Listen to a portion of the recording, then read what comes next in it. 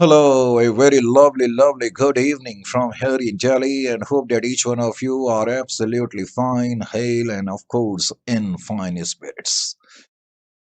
तो आज के स्टैंडर्ड में बड़ा अकाउंटिंग स्टैंडर्ड 22 की हम शुरुआत करेंगे और बहुत से बच्चों को ये स्टैंडर्ड थोड़ा सा टफ भी लगता है। निश्चित रूप से थोड़ा सा टफ स्टैंडर्ड है भी, इसमें भी कोई डाउट नहीं है, लेकिन हमारी अपनी तरफ से कोशिश होगी जैसा कि अ, जितना भी हो सकेगा हम स्टैंडर्ड को सिंप्लीफाई करने की कोशिश करेंगे और कोशिश हमारी ये भी रहेगी कि आपको कहीं पर भी किसी भी तरीके की दुविधा इस स्टैंडर्ड के प्रोविजंस को समझने में ना हो। सबसे पहले तो AS 22 का जो ताल्लुक है वो अकाउंटिंग फॉर टैक्सेस से है, लेकिन इसका बेसिकली मुख्य उद्देश्य क्या है और इस स्टैंडर्ड में बेसिकली प्रॉब्लम क्या आती है। सबको मालूम है कि जब इनकम टैक्स अथॉरिटी हमारी इनकम कंप्यूट करेंगी तो बहुत से खर्चे ऐसे होंगे जो अकाउंट्स पे हमने डेबिट करे हुए होंगे, लेकिन उन खर्चों की इजाजत इनकम टैक्स अथॉरिटी हमें नहीं देती है डेबिट करने की। आपने income from business and profession का चैप्टर अपने इनकम टैक्स में करा है। आपको मालूम है ना, इस तरह के वर्ड्स आप पढ़ते थे, एक्सपेंसेस अलाउड एंड डिसअलाउड। जैसे कि अकाउंट्स में मैं पर्टिकुलरली कोई खर्चा है, लेट अस से आउटस्टैंडिंग है, मैंने पे तो नहीं करा इस साल वो खर्चा, लेकिन फिर भी मैं उस खर्चे को इस साल के अपने प्रॉफिट और लॉस अकाउंट में डेबिट कर सकता हूँ, बशर्ते उस खर्चे का ताल्लुक इस अकाउंटिंग ईयर से हो। लेट अस से इस साल कोई इंटरेस्ट का खर्चा था, मैंने लोन लिया हुआ था और इस साल के अंत तक लेकिन मैंने उस लोन पे जो ब्याज है या इंटरेस्ट है वो मैंने पे नहीं करा है। लेकिन बिकॉज इस इंटरेस्ट का ताल्लुक इस पर्टिकुलर अकाउंटिंग ईयर से है, तो जब मैं इस साल का प्रॉफिट और लॉस अकाउंट बनाऊंगा तो इस खर्चे को अपने प्रॉफिट और लॉस अकाउंट में डेबिट कर दूंगा, जहां तक अकाउंटिंग का सवाल है। लेकिन जब इनकम टैक्स अथॉरिटी इस साल मेरी इनकम कंप्यूट करेंगी तो इस खर्चे को वो डेबिट करने की इजाजत नहीं देंगी, क्योंकि इनकम टैक्स के नियमों के अनुसार कई खर्चे ऐसे होते हैं जब तक कि वो एक्चुअली पे नहीं होंगे उन खर्चों को डेबिट करने की इजाजत इनकम टैक्स अथॉरिटी नहीं देती है। इस तरीके से होता क्या है कि डिफरेंसेस इन इनकम टैक्स की प्रोविजंस में और अकाउंटिंग रूल्स में कुछ डिफरेंसेस की वजह से क्या होगा कि अकाउंटिंग इनकम टैक्सेबल इनकम से अलग हो जाएगी। जब दोनों इनकम अलग होगी तो अकाउंट अकाउंट की इनकम के हिसाब से जो टैक्स लायबिलिटी बनेगी और इनकम टैक्स अथॉरिटी ने जो हमारी इनकम कंप्यूट करी है उस पे जो टैक्स लायबिलिटी निर्धारित होगी, दोनों में कुछ डिफरेंस आएगा। तो इस डिफरेंस का बेसिकली रिकंसिलिएशन कैसे होगा, ये इस स्टैंडर्ड का जो है मेन थीम है। करेक्ट। तो basic objective of accounting standard is that current years income should be taxed in the same year. लेकिन ये हम पर्पस किस तरीके से हासिल करते हैं, तो इसको पहले थोड़ा सा समझने के लिए मैंने एक डेमोन्स्ट्रेशन क्वेश्चन बनाया है। पहले इस क्वेश्चन को जरा ध्यान से आप देखो और हम समझने की कोशिश करते हैं कि बेसिकली ये एंटायर स्टैंडर्ड किस संबंध में है। Net income before tax of TST Limited is 1 lakh. Net income before tax 1 lakh की, करेक्ट, कोई एंटिटी है। TST Limited has raised a loan of 50,000 at the rate of 20% interest per annum in the beginning of the current year. Current year की beginning में TST limited ने यानी कि entity ने कोई लोन रेज करा करंट ईयर की beginning में, जिसपे कि ब्याज जो है, इंटरेस्ट जो है वो 20% का है। current year's interest is still outstanding by the end of current year। और करंट ईयर के अंत तक जो भी ये 20% इंटरेस्ट बनता है, बिकॉज लोन जो हमने रेस करा है, कितने का रेस करा है, 50,000 का करा है, तो 50,000 का 20% 10,000 होता है। पूरे साल का जो इंटरेस्ट है वो 10,000 बना, लेकिन उस 10,000 इंटरेस्ट को हमने अभी तक पे नहीं करा है। करेक्ट। टैक्स का रेट तुम्हें 30% दिया हुआ है। अब ध्यान से देखो, पहले मैंने क्या लिखा है, income computation as per tax laws. अब इनकम टैक्स अथॉरिटीज ने इस साल हमारी इनकम का आकलन करा, हमारी इनकम को कैलकुलेट करा। तो वो कैसे कैलकुलेट करेंगे, आप अपने आप को टैक्सेशन ऑफिसर समझ लो। आप देखोगे कि हमारी इनकम 1 लाख की है, ठीक है, 1 लाख की आपकी इनकम है। मैंने आपको बताया सर मैंने इस साल एक लोन लिया हुआ है जिसका इंटरेस्ट 20% बनता है, यानी कि 10,000 का इंटरेस्ट बनता है। आप प्लीज 10,000 उसको भी डेबिट करो। तो इनकम टैक्स अथॉरिटी ने कहा नहीं, इंटरेस्ट आपने एक्चुअली में पे नहीं करा है, इसलिए हम इसको डेबिट करने की इजाजत आपको नहीं देंगे। वैसे मैंने ब्रैकेट में लिखा है कि सेक्शन बी के अनुसार interest is allowed on payment basis. तो इनकम टैक्स अथॉरिटी ने या इनकम टैक्स ऑफिसर ने मुझे बताया कि हम आपको इंटरेस्ट डेबिट करने की इजाजत नहीं देंगे, क्योंकि इनकम टैक्स की निगाहों में इंटरेस्ट डेबिट आप तभी कर सकते हैं जब आपने इसकी एक्चुअल पेमेंट करी हो। मैंने कहा फाइन। तो इनकम टैक्स अथॉरिटी ने कहा ठीक है, आपकी इनकम 1 लाख मानी जाएगी और उस पे 30% के हिसाब से आपकी टैक्स लायबिलिटी 30,000 की आ जाएगी। 1 लाख में से 30,000 माइनस करेंगे तो 70,000 आपका नेट प्रॉफिट आफ्टर टैक्स बनेगा। Dates a different matter. Correct. ये शीट नंबर 1 है। शीट नंबर 1 में मैंने यहां तक ये दिया हुआ है। तो इनकम टैक्स अथॉरिटी ने मेरी इनकम डिटरमिन कर दी, जैसा कि आपने देखा 70,000। और मेन चीज है कि उन्होंने मेरी टैक्स लायबिलिटी जो डिटरमिन करी वो 30,000 रुपए की करी। कितने की करी? 30,000 रुपए की। इनकम टैक्स अथॉरिटी ने जो मेरी टैक्स लायबिलिटी डिटरमिन करी है, इनकम टैक्स अथॉरिटी ने जो मेरी टैक्स लायबिलिटी डिटरमिन करी है, इसको हम बोलते हैं करेंट टैक्स। क्या बोलेंगे? Current tax. इसको हम बोलेंगे करेंट टैक्स। करेंट टैक्स का मतलब होगा इनकम टैक्स अथॉरिटीज ने जो आपकी टैक्स लायबिलिटी को निर्धारित करा है। पहले तो ये पॉइंट आप अपने दिमाग से मत जाने दें। ठीक है। तो करेंट टैक्स का मतलब तो आपको पता लग गया। ठीक है। अब क्या हुआ? अब हमने इनकम का कंप्यूटेशन करा as per financial books. Financial books का मतलब है अब हमने अकाउंटिंग के हिसाब से अपनी इनकम का आकलन करना शुरू। अकाउंट्स के नजरिए से मेरी नेट इनकम तो 1 लाख ही है, लेकिन जब मैं अकाउंटिंग करूंगा तो जाहिर है कि मैं ये नहीं देखूंगा कि इंटरेस्ट का खर्चा मैंने पे करा है या नहीं करा है। मैं सिर्फ ये देखूंगा कि जिस साल के लिए मैं अकाउंटिंग कर रहा हूं उस साल से संबंधित खर्चा कितना है। तो अकाउंट्स में हम एक्रूवल बेसिस अडॉप्ट करते हैं। इज इट इट और नॉट? तो एक्रूवल बेसिस यानी कि इंटरेस्ट आउटस्टैंडिंग 50,000 का 20%, 10,000 बना, ये मैंने पे तो नहीं करा लेकिन फिर भी मैं इसको डेबिट कर सकता हूं। करेक्ट। तो अकाउंट्स के पॉइंट ऑफ व्यू से मेरी इनकम 90,000 की रह गई। अब 90,000 की जो मेरी इनकम रह गई तो उस पर मैंने टैक्स कंप्यूट करा तो वो 27,000 का आ गया। जाहिर है मेरी इनकम 63,000 की आ गई, लेकिन इंपॉर्टेंट चीज है कि मेरी टैक्स लायबिलिटी 27,000 की आ गई और इनकम टैक्स के हिसाब से मेरी टैक्स लायबिलिटी 30,000 की आ गई। आपने देखा कि यहां पर दोनों टैक्स लायबिलिटीज में डिफरेंस आ गया। ये जो डिफरेंस आ गया, समझने की कोशिश ये भी करनी है साथ साथ, ये डिफरेंस बेसिकली किस चीज की वजह से आया?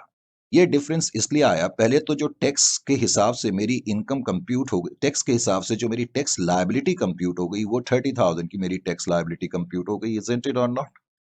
जबकि अकाउंट्स के हिसाब से मेरी टैक्स लायबिलिटी कितनी कंप्यूट हुई? 27,000 की मेरी टैक्स लायबिलिटी अकाउंट्स के हिसाब से हुई है। मैंने बताया कि इनकम टैक्स के हिसाब से जो टैक्स लायबिलिटी कंप्यूट होती है उसको हम करंट टैक्स भी बोलते हैं। सीटी, करंट टैक्स भी बोलेंगे। करेक्ट।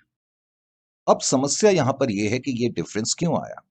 क्योंकि इस साल इनकम टैक्स अथॉरिटी ने आपको इंटरेस्ट का खर्चा डेबिट करने की इजाजत नहीं दी, इनकम टैक्स अथॉरिटी ने। जबकि आपने क्या करा, ये खर्चा डेबिट कर दिया। आपने ये खर्चा डेबिट कर दिया जिससे अकाउंटिंग इनकम कम हो गई, जिसकी वजह से अकाउंट्स के हिसाब से टैक्स लायबिलिटी भी कम हो गई। लेकिन इनकम टैक्स की निगाहों में ये खर्चा डेबिट करने लायक नहीं माना जाएगा, क्योंकि इनकम टैक्स के रूल्स के मुताबिक जब ये खर्चा आप पे करेंगे तब आप इसको डेबिट करेंगे। इज इट और नॉट? इसका मतलब आपने क्या देखा, ईयर 1 में टैक्स अथॉरिटी ने इंटरेस्ट का खर्चा डेबिट नहीं करा, लेकिन अकाउंट्स में आपने ये खर्चा डेबिट करा। अब मान लेते हैं अगले साल आप ये इंटरेस्ट पे कर देते। अगले साल, अब ईयर 2 में मान लो आप ये इंटरेस्ट की पेमेंट कर देते हो, तो अगले साल क्या होगा, इनकम टैक्स अथॉरिटी इस खर्चे को डेबिट कर देगी। लेकिन अगले साल आप थोड़ी डेबिट कर पाओगे, आपने तो इस खर्चे की डिडक्शन पहले साल में ले ली ना, तो अगले साल आप थोड़ी डेबिट करोगे। इसका मतलब क्या हो गया कि ये जो डिफरेंस है ना, इंटरेस्ट का जो डिफरेंस है, इसको हम बोलेंगे टाइमिंग डिफरेंस। क्या बोलेंगे? Timing difference. टाइमिंग डिफरेंस का सिंपल वर्ड्स में मतलब है वो अंतर जो समय के साथ साथ खत्म हो जाएगा। क्योंकि इनकम टैक्स अथॉरिटी ने पहले इसको डेबिट नहीं करा, अब डेबिट कर दिया, तो अल्टीमेटली कुल मिलाकर के इस साल, अगले साल या उसके भी अगले साल कहीं ना कहीं जाके ये अंतर खत्म हो जाए। यानी कि अल्टीमेटली इनकम टैक्स अथॉरिटी भी आपको इस खर्चे को डेबिट करने की इजाजत देगी, चाहे वो इस साल दे चाहे अगले साल दे। इसका मतलब है कि ये एक ऐसा अंतर है जो आज नहीं तो कल जरूर खत्म हो जाएगा। तो ऐसे किसी अंतर को हमने एक आम बोलचाल की भाषा में टाइमिंग डिफरेंस बोलेंगे। आम बोलचाल की भाषा का मतलब अंतर से है, डिफरेंस से है। करेक्ट। ये टाइमिंग डिफरेंस है। इसका मतलब है कि बेसिकली जो ये डिफरेंसेस आते हैं, ये टाइमिंग डिफरेंस की वजह से डिफरेंस आते हैं इनकम टैक्स की लायबिलिटी में और अकाउंट्स के थ्रू जो हमने टैक्स लायबिलिटी डिटरमिन करी। पहले तो ये चीज मालूम होनी चाहिए। अब मैं ये बता रहा था कि ये डिफरेंस क्यों आया, क्योंकि इनकम टैक्स अथॉरिटी ने पहले साल में आपको इस खर्चे को डेबिट करने की इजाजत नहीं दी, क्योंकि उनके रूल्स अलग है। वो कहते हैं कि जब इनकम टैक्स की पेमेंट ही नहीं हुई तो हम इसको डेबिट नहीं करने देंगे। जबकि अकाउंट्स में एक्रूवल बेस पर हम अकाउंटिंग करते हैं, जिसमें चाहे हमने खर्चा पे करा हो या ना करा हो, हम उसको डेबिट कर सकते हैं। यहाँ तक ठीक है? अब ये बात जब आपकी समझ में आ गई, दोबारा हम यहाँ लौट के आते हैं। तो अकाउंट्स के हिसाब से मेरी टैक्स लायबिलिटी 27,000 रुपए की डिटरमिन हो गई। अब दोनों टैक्स लायबिलिटी में डिफरेंस आ गया। अब मैं क्या करूंगा? एक रिवाइज्ड फाइनेंशियल स्टेटमेंट बनाऊंगा। लेकिन जो रिवाइज्ड फाइनेंशियल स्टेटमेंट होगी वो अकाउंटिंग एंगल से होगी, पहले तो ये बात समझनी है। रिवाइज्ड फाइनेंशियल स्टेटमेंट यानी कि रिवाइज स्टेटमेंट ऑफ पीएनएल मैंने बनाई, नेट इनकम मैंने 1 लाख की लिखी। बिकॉज मैं अकाउंट्स के हिसाब से फाइनेंशियल स्टेटमेंट रिवाइज कर रहा हूं, तो मैं इंटरेस्ट का खर्चा तो डेबिट करूंगा। लेकिन अब मैं यहां पर एक टर्म लिखूंगा, tax expense. Tax expense, tax expense में और करेंट टैक्स में फर्क होता है। टैक्स एक्सपेंस का मतलब होगा, हम बाद में देखेंगे कि tax expense is equal to what? Tax expense is always equal to current tax. और करंट टैक्स का मतलब मैंने अभी आपको बताया कि इनकम टैक्स अथॉरिटीज ने जो आपकी टैक्स लायबिलिटी डिटरमिन करी, करंट टैक्स का मतलब ये होता है। करंट टैक्स में हम कुछ एडजस्टमेंट करते हैं जिसको हम बोलते हैं डेफर्ड टैक्सेस। अब ये प्लस भी हो सकते हैं, माइनस भी हो सकते हैं। तो current tax plus minus deferred taxes मिला करके टैक्स एक्सपेंस कहलाते हैं। टैक्स एक्सपेंस का मतलब है करंट टैक्स का मतलब है जो टैक्स इनकम टैक्स अथॉरिटी ने डिटरमिन करा है, करेक्ट? उसमें कुछ एडजस्टमेंट करेंगे, प्लस करेंगे या माइनस करेंगे। जो प्लस या माइनस करते हैं उसको हम डेफर्ड टैक्सेस बोलते हैं। और वो डेफर्ड टैक्स का क्या मतलब होगा अभी मैं आपको बताऊंगा, लेकिन टैक्स एक्सपेंस का मतलब ये होगा। Is it clear to you? Tax expense का मतलब करंट टैक्सेस प्लस या माइनस डेफर्ड टैक्सेस। ये चीज आपको समझ में आनी चाहिए। अब जरा यहां पर देखो, मैं अपनी इनकम स्टेटमेंट को रिवाइज करूंगा। मैंने आराम से लिखा मेरा नेट प्रॉफिट कितना है, 1 लाख का है। अब मैं देखूंगा मेरा इंटरेस्ट का खर्चा कितना है, 10,000 का है। क्योंकि मैं अकाउंट्स के हिसाब से अपनी इनकम स्टेटमेंट को रिवाइज कर रहा हूं, तो मैं इंटरेस्ट का खर्चा डेबिट करूंगा। अब मैंने यहां पर एक टर्म लिखी, टैक्स एक्सपेंसेस। टैक्स एक्सपेंसेस में अभी अभी मैंने आपको बताया, टैक्स एक्सपेंस का मतलब होता है करेंट ईयर टैक्स। और करेंट ईयर टैक्स का मतलब होता है tax as per income tax records, correct? Current year tax, जिसके लिए तो वर्ड प्रोविजन फॉर टैक्स भी लिख सकते हो। अगर ये नहीं भी लिखना चाहते तो टैक्स एक्सपेंस के नीचे सीधा आप करंट टैक्स लिखो। करंट टैक्स का मतलब होता है tax as per income tax record, जो कि 30,000 है। इनकम टैक्स अथॉरिटी के हिसाब से टैक्स एक्सपेंस 30,000 का आ गया। ओ माय गॉड, ये तो प्रॉब्लम होगी। इसका मतलब है जब इनकम टैक्स अथॉरिटी कह रही है कि आपकी टैक्स लायबिलिटी 30,000 की है, तो अब आप इससे बच नहीं सकते। आपको 30,000 की पेमेंट करनी ही होगी। लेकिन अफसोस ये है, इनकम टैक्स अथॉरिटी ने कहा टैक्स लायबिलिटी 30,000 की है, जबकि आपके हिसाब से तो टैक्स लायबिलिटी 27,000 की थी अकाउंट्स के हिसाब से। इसका मतलब 3,000 रुपए का आपको एक्स्ट्रा टैक्स पे करना पड़ गया। आपको ये टैक्स एक्स्ट्रा पे करना पड़ गया। क्या ये आपके लिए नुकसान है? पहला पॉइंट तो ये बनता है, ये आपके लिए नुकसान नहीं है। ये नुकसान क्यों नहीं है?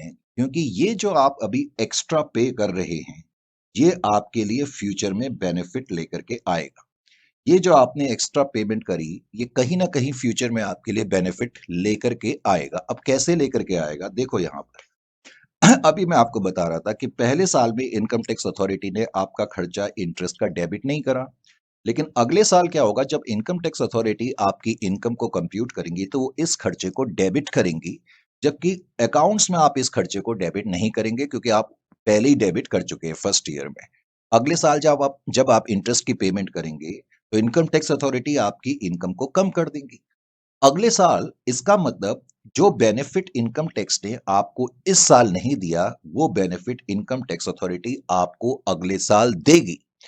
अगले साल इनकम टैक्स अथॉरिटी अगर आपको ये बेनिफिट देगी, तो अगले साल टैक्सेबल इनकम यानी कि इनकम टैक्स अथॉरिटी के हिसाब से आपकी टैक्स इनकम कम होगी, और कम होगी तो टैक्स लायबिलिटी भी कम होगी। यानी कि आप जो ये आज एक्स्ट्रा पेमेंट कर रहे हैं, फ्यूचर में कहीं ना कहीं आपको इसका बेनिफिट मिलेगा ही मिलेगा। Are you getting my point और नॉट? और अकाउंटिंग फ्रेमवर्क के मुताबिक कोई भी ऐसी चीज, कोई भी ऐसी पेमेंट जो आपके लिए फ्यूचर में बेनिफिट ला सकती है और जिस पे आपका पूर्ण अधिकार है, कंट्रोल है, ये एक तरीके का आपका रिसोर्स है, आपका कंट्रोल है इस पे, और ये आपके लिए फ्यूचर पे बेनिफिट लेकर के आएगा, तो उसको हम एसेट मानते हैं। उसको हम एसेट मानते हैं। बिकॉज ये फ्यूचर में आपके लिए बेनिफिट लेकर के आएगा, इसलिए इसको डेफर्ड कहा जाता है। डेफर्ड मतलब फॉर द टाइम बीइंग, अभी आपने डेफर करके रखा है इसको, आपने हकीकत में इसको एसेट नहीं माना है, लेकिन फ्यूचर में जब बेनिफिट मिलेगा ये आपके लिए एसेट है, तो इसलिए इसको हम डेफर्ड एसेट बोल देते हैं। बात समझ में आई? इसका मतलब है, अब यहां पर ध्यान से देखो, 30,000 रुपए इनकम टैक्स के हिसाब से जो टैक्स लायबिलिटी थी उसको आपने अपनी रिवाइज्ड इनकम स्टेटमेंट के अंदर लिखा, 30,000 रुपए। करेक्ट? टैक्स एक्सपेंस के दो पार्ट होते हैं। पार्ट वन तो होता है करंट टैक्स, आप प्रोविजन की बजाय ना करंट टैक्स ही लिखना, ठीक है? करंट टैक्स का मतलब होता है tax as per income tax record, जो कि 30,000 है। अब इसमें मैं प्लस या माइनस करूंगा। अब यहां पर प्लस या माइनस करने से पहले मुझे देखना पड़ेगा कि ये डेफर्ड टैक्स एसेट है या डेफर्ड टैक्स लायबिलिटी है। ये डेफर्ड टैक्स एसेट है क्योंकि 30,000 की जो आपने पेमेंट करी उसमें 3,000 की एक्स्ट्रा पेमेंट है। तो 3,000 की जो एक्स्ट्रा पेमेंट है वो टेक्निकली आपका नुकसान नहीं है, वो आपकी एक तरह से इनकम है, बेनिफिट है। हालांकि मैं उसको टेक्निकली मैं एकदम से लॉस नहीं मानूंगा उस एक्स्ट्रा चीज को, और लॉजिकली ये मेरे लिए फ्यूचर में बेनिफिट लेकर के आएगी, तो एक तरीके का मेरे लिए फायदा है, तो लॉजिकली मुझे इसको क्रेडिट में लिखना चाहिए, लेकिन हम क्रेडिट में लिखते नहीं है क्योंकि आजकल तो वैसे भी हम स्टेटमेंट ऑफ P&L जो है डेबिट क्रेडिट के रूप में बनाते नहीं है। करेक्ट? तो हम क्या करते हैं, डेफर्ड टैक्स एसेट, क्योंकि ये फ्यूचर में मेरे लिए बेनिफिट लेकर के आएगा, तो भले ही आज ये मेरा खर्चा ज्यादा नजर आ रहा है, लेकिन टेक्निकली मैं ये डेफर्ड टैक्स एसेट इसमें से माइनस करूंगा, तो मेरे टैक्स एक्सपेंसेस टेक्निकली 27,000 के माने जाएंगे। तो आपने क्या देखा कि tax expense ultimately revised P&L के अंदर भी उतने ही नजर आ रहे हैं जितने कि अकाउंटिंग के हिसाब से नजर आए थे। Is it clear to you और नॉट? खैर, अभी ज्यादा कंफ्यूज करने की जरूरत नहीं है, आप सिर्फ इतना समझें कि इनकम टैक्स अथॉरिटी के हिसाब से 30,000 का खर्चा निकला, आपने ज्यादा पे करा, लेकिन जो ज्यादा पे करा उसको आप खर्चा नहीं मानेंगे, उसको आप एक तरीके का बेनिफिट मानेंगे, एक तरीके का फायदा मानेंगे, तो उसको क्रेडिट पे लिखने की बजाय आपने अपनी डेबिट में से माइनस कर दिया। भाई, मैं डेबिट के आइटम में से माइनस करूं या क्रेडिट में लिखूं तो बात तो एक ही है ना। डेबिट के आइटम को मैं कम कर रहा हूं तो वो भी तो फायदा ही है। तो डेफर्ड टैक्स एसेट मैंने माइनस करा, तो इन दोनों का जो नेट अमाउंट है ना, 30,000 और 3,000 का, उसको हम बोलेंगे टैक्स एक्सपेंस। तो टैक्स एक्सपेंस का मतलब हो गया क्या, करेंट टैक्स जो कि इनकम टैक्स अथॉरिटी ने निर्धारित करे हैं, और उसमें प्लस या माइनस, प्लस करते हैं डेफर्ड टैक्स एसेट और माइनस करते हैं डेफर्ड टैक्स लायबिलिटी। हालांकि डेफर्ड टैक्स लायबिलिटी की चर्चा अभी आगे होगी, लेकिन पॉइंट पहले जरा समझने की कोशिश करो। तो ये आपकी रिवाइज्ड इनकम स्टेटमेंट हो गई। और जो मैंने अभी आपको बताया वो क्या बताया, यानी कि अब बैलेंस शीट में फर्स्ट ईयर के बाद बैलेंस शीट के अंदर एसेट साइड में आपका एक डेफर्ड टैक्स एसेट भी नजर आएगा। Is it clear to you?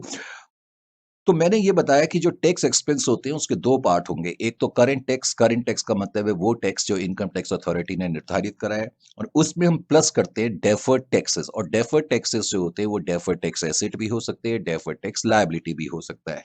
अब जो ये तुमने 3,000 रुपए एक्स्ट्रा पे करे, ₹3,000 paid extra shall be treated as deferred tax liability, क्योंकि ये आपके लिए फ्यूचर में बेनिफिट लेकर के आएंगे। बिकॉज ये फ्यूचर में बेनिफिट लेकर के आएंगे तो ये आपके लिए फायदा है, इसीलिए आपकी एंट्री क्या होगी, स्टेटमेंट ऑफ P&L अकाउंट, उसको आप क्रेडिट करेंगे 3,000 टू डेफर्ड टैक्स एसेट।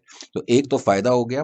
फायदा किस तरह से हो गया, क्योंकि आपने माइनस करा डेबिट में से, तो ये अल्टीमेटली फायदा ही है ना, आपके खर्चे कम हो गए, और डेफर्ड टैक्स एसेट क्रिएट हो गया, तो आपकी बैलेंस शीट में 3,000 रुपए का डेफर्ड टैक्स एसेट नजर आएगा। इस पॉइंट को समझने के बाद अब इसी कहानी को हम आगे बढ़ाते हैं। ये शीट नंबर 3 है। अब सब्सीक्वेंट ईयर, यानी कि पहले साल के बाद हम दूसरे साल में आ गए। पहले साल में मैंने क्या बताया था कि हमने ईयर की बिगनिंग में, यानी कि लास्ट ईयर का मतलब पिछले साल हमने क्या करा था, यानी कि जो हम कर चुके हैं, हमने लोन लिया था बिगनिंग में। उस लोन पे जो इंटरेस्ट बना था वो ईयर के एंड तक आउटस्टैंडिंग था, ये मैंने बताया था। अब मैंने क्या बताया, सेकेंड ईयर में यानी कि नेक्स्ट ईयर में, सब्सिक्वेंट ईयर में, interest outstanding of last year is paid. अब मान लेते हैं कि सब्सिक्वेंट ईयर करंट ईयर ये है। करेक्ट?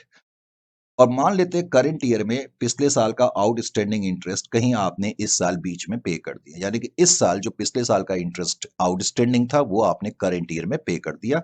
और मैंने ये भी लिखा है कि loan amount paid in the beginning, और सेकेंड ईयर की बिगनिंग में ही लोन का अमाउंट भी आपने पे कर दिया, यानी कि सेकेंड ईयर में अब आपके ऊपर कोई लोन नहीं है, और सेकेंड ईयर में आपका कोई इंटरेस्ट का खर्चा नहीं है। अब सेकेंड ईयर में क्या हुआ, सेकेंड ईयर में इनकम टैक्स लॉ के हिसाब से जब मेरी इनकम का कंप्यूटेशन होगा, हम मान के चल रहे हैं कि इस साल भी मेरी इनकम बिफोर टैक्स 1 लाख की है, करेक्ट? ये हम मान के चल रहे हैं। नेट प्रॉफिट बिफोर टैक्स इस साल 1 लाख है। बिकॉज लास्ट ईयर का इंटरेस्ट करंट ईयर में पे हो गया है, तो इसका मतलब इस साल आपने कोई चीज एक्चुअली में पे करी है और उस चीज को डेबिट करने की इजाजत इनकम टैक्स अथॉरिटी आपको दे देगी। तो इसका मतलब 10,000 आप माइनस करेंगे, तो इसका मतलब 90,000 इनकम टैक्स की निगाहों में आपकी टैक्सेबल इनकम हो जाएगी, जिसमें कि 30% के हिसाब से टैक्स लायबिलिटी 27,000 की होगी। इस पॉइंट को नोट करने वाले। तो इस साल इनकम टैक्स अथॉरिटी के हिसाब से आपकी टैक्स लायबिलिटी 27,000 रुपए की हो गई, नंबर वन। अब जरा अकाउंट्स के हिसाब से कैलकुलेशन करें। नेट प्रॉफिट आपका 1 लाख है। इस साल जो आपने इंटरेस्ट पे करा है, अकाउंट्स में अब आप उसको माइनस नहीं कर सकते, क्योंकि उस इंटरेस्ट को आप ऑलरेडी इंटरेस्ट आउटस्टैंडिंग के रूप में पिछले साल माइनस कर चुके हैं। और इस साल कोई लोन है नहीं, तो इस साल कोई इंटरेस्ट आउटस्टैंडिंग है नहीं, क्योंकि लोन तो आपने बिगनिंग में ही पे कर दिया, करेक्ट? तो इसका मतलब है कि इन अकाउंट्स में आपकी इनकम 1 लाख है, जिस पे 30% के हिसाब से टैक्स लायबिलिटी 30,000 की आ गई। अब दोनों टैक्स लायबिलिटी में डिफरेंस है, तो इसलिए आपको अपनी फाइनेंशियल को रिवाइज करना पड़ेगा। पहले तो रिवाइज क्यों करते हैं? क्योंकि टैक्स लायबिलिटी में डिफरेंस है। अब रिवाइज स्टेटमेंट ऑफ पीएनएल जब मैं बनाऊंगा, तो याद रखना है कि revise statement of PNL accounts के हिसाब से बनेगी। नेट प्रॉफिट बिफोर टैक्स आपका 1 लाख का है, और अकाउंट्स में इस साल इंटरेस्ट का कोई खर्चा नहीं है, तो आप कोई माइनस माइनस नहीं करेंगे। अब आप लिखेंगे टैक्स एक्सपेंस। जल्दी से बताओ, टैक्स एक्सपेंस के कितने पार्ट होते हैं और कौन कौन से पार्ट होते हैं? एक तो होता है करंट टैक्स। करंट टैक्स का मतलब वो टैक्स लायबिलिटी जो इनकम टैक्स अथॉरिटी ने आपको डिटरमिन कर करके दे दी। तो करंट टैक्स लायबिलिटी आपकी कितनी है? 27,000 की है। मैं बार बार ब्रैकेट में लिख भी रहा हूं, as per income tax record, correct? Provision for tax as per income tax record या tax liability as per income tax record 27,000 है। अब 27,000 है, इसका मतलब जो टैक्स लायबिलिटी आप पे करेंगे, जो टैक्स लायबिलिटी आप पे करेंगे वो कितनी पे करेंगे? इनकम टैक्स के हिसाब से टैक्स लायबिलिटी अब की बार 27,000 की है, जबकि अकाउंट्स के हिसाब से सेकेंड ईयर में टैक्स लायबिलिटी 30,000 की है। लेकिन अब की बार आपको पे कितना करना है? मैंने कहा ना, पेमेंट तो आप वही करेंगे जो लॉ ने, यानी कि इनकम टैक्स लॉ ने जो आपकी लायबिलिटी डिटरमिन कर दी है। तो आपको अब की बार फायदा हो गया, 3,000 रुपए का ये फायदा हो गया आपको, क्योंकि आप अब की बार, आपको लॉजिकली आपके हिसाब से तो 30,000 पे करने चाहिए थे, लेकिन अब आप पे करोगे सिर्फ 27,000, तो इसका मतलब आपको ये फायदा हो गया। बात समझ में आ गई? पिछली बार हमें नुकसान हुआ था, यानी कि तुमने देखा जब हमें नुकसान हुआ था, तो हमने डेफर्ड टैक्स एसेट क्रिएट करा था, डेफर्ड टैक्स एसेट। अब की बार मुझे फायदा हो गया। फायदा किस तरीके से हो गया? कि मैं कम टैक्स लायबिलिटी पे करूंगा, तो लॉजिकली तो मुझे डेफर्ड टैक्स लायबिलिटी अब की बार क्रिएट करनी पड़ेगी। डेफर्ड टैक्स लायबिलिटी का वैसे मतलब क्या होता है? याद रखें, पिछली बार जब आपने ज्यादा पे करा था, तो मैंने कहा आपको नुकसान होगा जब आपने ज्यादा पे करा था। लेकिन मैंने कहा था उसको हम नुकसान नहीं मानते हैं, हम ये मान करके चलते हैं कि ये चीज हमारे लिए फ्यूचर में बेनिफिट लेकर के आएगी, इसीलिए हम उसके लिए क्या करते हैं? डेफर्ड टैक्स एसेट बनाते हैं। इसी तरीके से जब आपको फायदा हो गया, यानी कि पे तो आपको 30,000 करने चाहिए थे, लेकिन आप पेमेंट करोगे 27,000 की, आपको पेमेंट 27,000 की करनी पड़ेगी, तो यहां आपको फायदा है। इसका मतलब इनकम टैक्स अथॉरिटी ने जो लायबिलिटी डिटरमिन करी, उसमें से आपको 3,000 अब की बार माइनस करने पड़ेंगे, क्योंकि आप कम पे कर रहे हो। हालांकि इस क्वेश्चन में ये कहना तो नहीं चाहिए, लेकिन मुझे आपको चीजें समझानी भी होती है। तो बिकॉज अब की बार मैं कम पे कर रहा हूं, तो लॉजिकली इसको अब की बार फायदा नहीं मानना है, पहले तो ये समझना है। जैसे कि नुकसान को नुकसान नहीं मानना है। नुकसान फ्यूचर में आपके लिए बेनिफिट लेकर के आएगा, तो आपने एक एसेट क्रिएट करा। इसी तरह से जब आप कम पे करेंगे, हालांकि इस क्वेश्चन में ये पॉइंट टेक्निकली ठीक नहीं है, लेकिन मुझे आपको समझाना है, मैं बार बार कह भी रहा हूं। होता क्या है कि जब इनकम टैक्स अथॉरिटी ने आपको कहा कि नहीं, आपको 27,000 पे करने की जरूरत है, आपको 30,000 पे करने की जरूरत नहीं है, तो आपके लिए फायदा है। लॉजिकली होता क्या है कि अब की बार जो 3,000 मैं कम पे कर रहा हूं, 99% फ्यूचर में मुझे ये अमाउंट पे करना पड़ता है। जैसे आज नुकसान है, तो फ्यूचर में कम अमाउंट पे करना पड़ेगा टैक्स का, जैसे कि आपने देखा। अब इसी तरह इस साल एक्चुअली टैक्स लायबिलिटी कम आ गई अकाउंट्स के हिसाब से, तो मुझे फायदा तो हो गया, लेकिन आज मैं ये सोचूं कि मुझे फायदा है, तो वो गलत है क्योंकि हो सकता है फ्यूचर में मुझे ज्यादा पे करना पड़े। तो टेक्निकली ये डेफर्ड टैक्स लायबिलिटी, हालांकि मैं लिख रहा हूं यहाँ पर डेफर्ड टैक्स लायबिलिटी, लेकिन इस क्वेश्चन के कॉन्टेक्स्ट में टेक्निकली अभी डायरेक्ट टैक्स लायबिलिटी लिखना ठीक नहीं है, लेकिन मैं अभी आपको डीटीए और डीटीएल का मीनिंग समझाने की कोशिश में हूँ। बेसिकली मेरा मतलब ये है। तो सिंपल वर्ड्स में जब आप कम पे कर रहे हैं तो फ्यूचर में आपको अभी आपको फायदा तो हुआ, लेकिन फ्यूचर में आपको नुकसान हो सकता है। अभी आप कम पे कर रहे हैं तो फ्यूचर में आपको ये लायबिलिटी फिर पे करनी ही पड़ेगी। आज अभी तो कम पे कर रहे हैं, लेकिन फ्यूचर में आपको पे करना पड़ रहा है, तो ये फ्यूचर ऑब्लिगेशन है। तो जब फ्यूचर ऑब्लिगेशन होगा तो तब हमेशा डेफर्ड टैक्स लायबिलिटी क्रिएट होगी। Are you getting my point और नॉट? तो यहां पर क्या होगा, सेकेंड ईयर में मैंने यहां पर क्या लिखा, क्योंकि इनकम टैक्स अथॉरिटी के हिसाब से टैक्स लायबिलिटी 27,000 की आ गई, और हमें मालूम है कि tax expense ultimately outer column में वही वाले आएंगे जो अकाउंट्स के हिसाब से निर्धारित हुए, जो कि 30,000 हुए। तो मुझे इस टैक्स लायबिलिटी को बढ़ाना पड़ेगा 3,000। ये इस टैक्स लायबिलिटी को 3,000 से मैं बढ़ाऊंगा तो ये मेरे लिए नुकसान है, नंबर वन, इसीलिए मैं ऐड करूंगा डेबिट साइड में। तो जब मैं ऐड करूंगा तो इसका मतलब मेरे खर्चे और बढ़ गए, तो मेरी एंट्री होगी statement of PNL account debit. लेकिन मैंने कहा इसको हम खर्चा नहीं मानेंगे, लायबिलिटी मानेंगे, क्योंकि फ्यूचर में मुझे ये 3,000 और पे करने पड़ सकते हैं। तो इसलिए मेरी एंट्री होगी statement of PNL account debit to deferred tax liability account.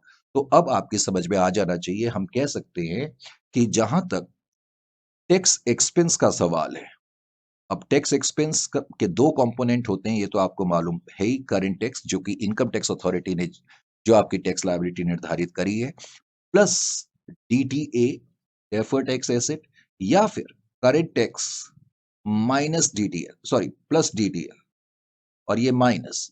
Is it clear to you? तो आपने देखा यहां पर टैक्स एक्सपेंस जो है अकाउंटिंग इनकम के हिसाब से 27, सॉरी टैक्सेबल इनकम के हिसाब से 27,000 का 27,000 की लायबिलिटी थी। आपने 3,000 डेफर्ड टैक्स लायबिलिटी पे करी, तो टोटल जो है आपके 30,000 के टैक्स एक्सपेंस यहां पर नजर आएंगे।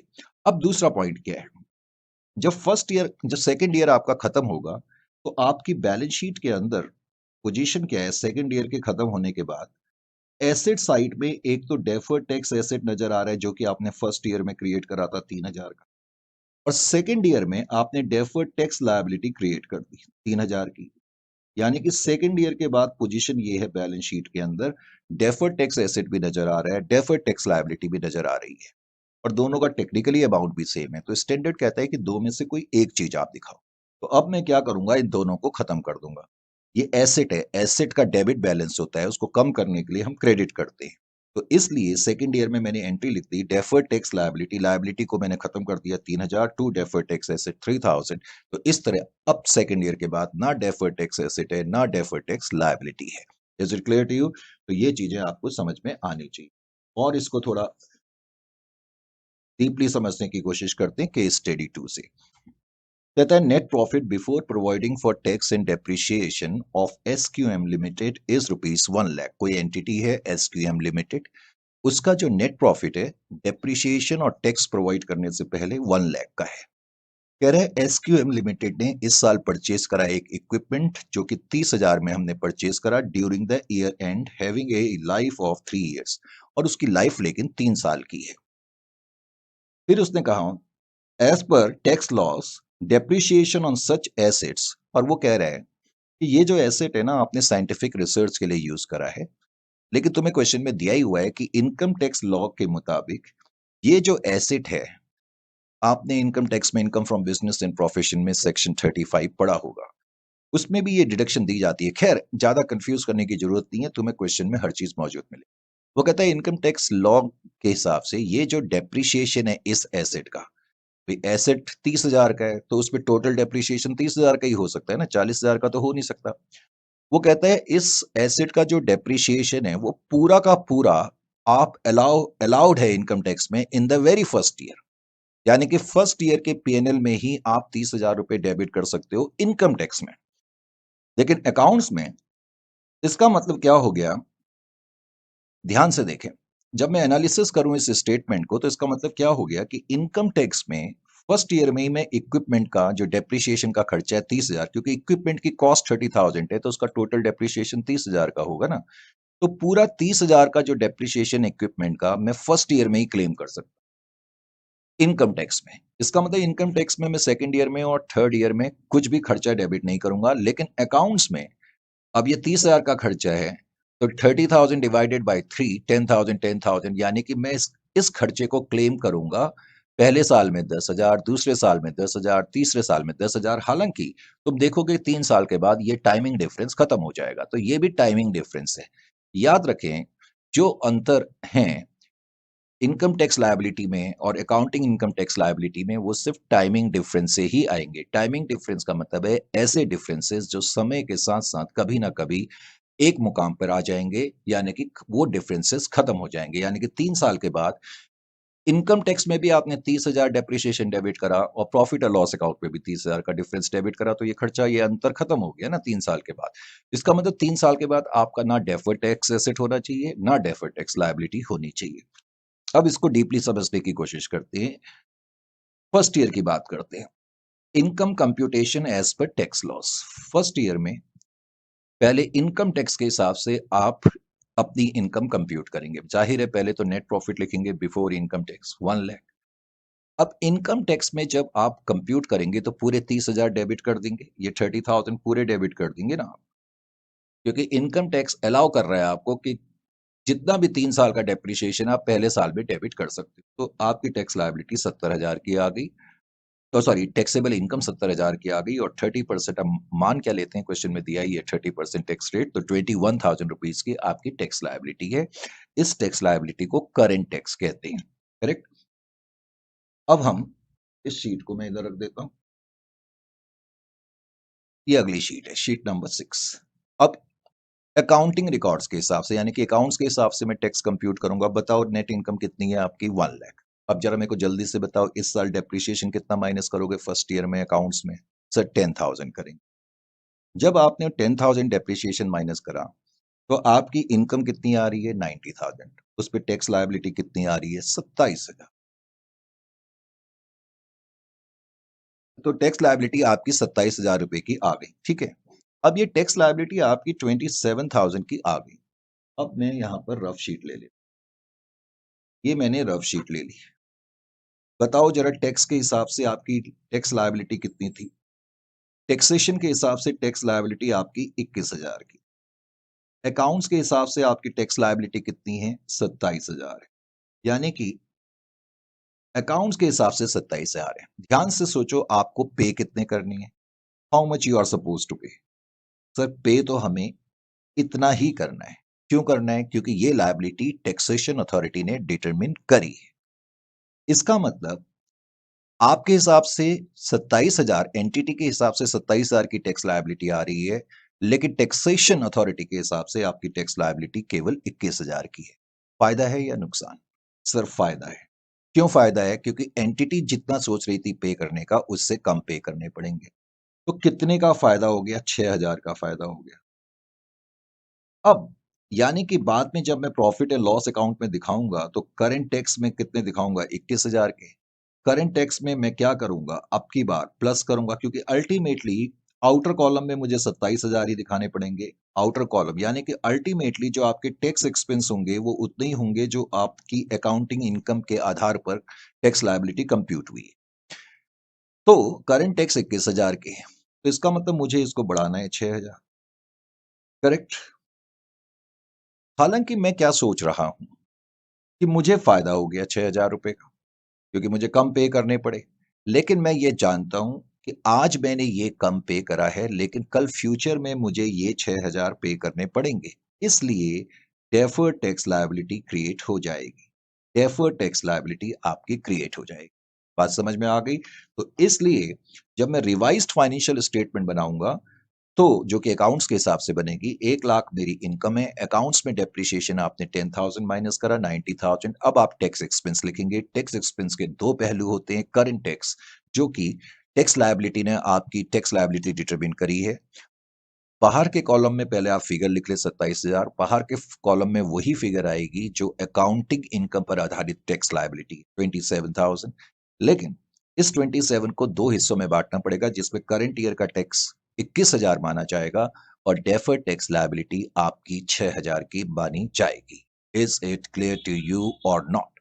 Deferred tax liability is 6,000 rupees. और बिकॉज ये जब आप डेबिट में लिख रहे हैं और प्लस कर रहे हैं तो इसका मतलब है कि आपके खर्चे बढ़ रहे हैं। ये आपके लिए टेक्निकली नुकसान तो है, हालांकि हम इसको रियल सेंस में नुकसान नहीं कहते हैं, ये एक तरह की लायबिलिटी है, फ्यूचर में हमें इसको पे करना पड़ेगा। तो इसलिए खैर बिकॉज हम इसको पीएनएल की डेबिट में लिखते हैं तो प्लस का मतलब है पीएनएल की डेबिट में, तो इसलिए एंट्री होगी statement of PNL account debit to deferred tax liability. इसका मतलब फर्स्ट ईयर के बाद आपकी डेफर्ड टैक्स लायबिलिटी 6,000 रुपीज की है बैलेंस शीट में। अब हम नेक्स्ट ईयर में आ जाते हैं, ये शीट नंबर 7 है। इसमें मैंने क्या लिखा, सेकेंड ईयर में पहले तो मैं टैक्स के हिसाब से इनकम कंप्यूट करूंगा। नेट प्रॉफिट हम मान लेते हैं तीनों सालों का बराबर है, 1 लाख है, करेक्ट। अब मुझे बताओ इनकम टैक्स में डेप्रिसिएशन आप कितना माइनस करोगे। सर इनकम टैक्स में इस साल तो कोई डेप्रिसिएशन माइनस नहीं होगा। गुड, क्यों नहीं होगा? क्योंकि जो 30,000 का डेप्रिसिएशन है इक्विपमेंट पे, इनकम टैक्स अथॉरिटी ने पहले साल भी डेबिट कर दिया, तो इस साल कोई depreciation income tax authority debit नहीं करेगी। 1,30,000 उनके हिसाब से टैक्स लायबिलिटी आ गई। अकाउंट्स के हिसाब से टैक्स लायबिलिटी करेंगे कंप्यूट, 1 लाख, डेप्रिसिएशन 10,000, 90,000। डेप्रिसिएशन इस साल भी हम क्लेम करेंगे 10,000 का, क्योंकि हम तो तीनों साल क्लेम करेंगे। टैक्स लायबिलिटी 27,000 की आ।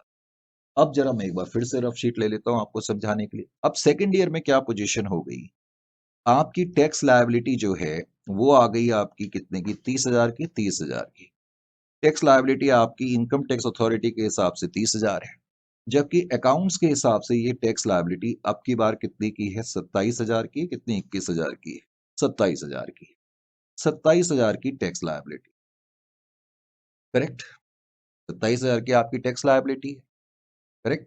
अब क्या होगा, पे कौन सी करेंगे, ये वाली पे करेंगे। तो इसका मतलब करंट टैक्स 30,000 है।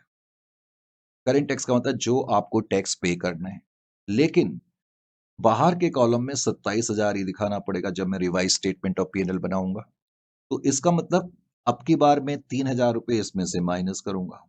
लेकिन पॉइंट क्या है, मुझे ज्यादा पे करने पड़े। 27,000 मैं सोचा था पे करने पड़ेंगे, लेकिन पे तो मुझे 30,000 पे करने पड़ेंगे ना। 30,000 में एक्चुअली में पे करूंगा। जब मैं 30,000 एक्चुअली में पे करूंगा तो जो मैंने एक्स्ट्रा पे कर दिया 3,000, मैंने कहा था उसको हम डेफर्ड टैक्स एसेट मानेंगे। जो एक्स्ट्रा आपने पे करा है, जो एक्स्ट्रा आपने पे कर दिया वो डेफर्ड टैक्स एसेट है।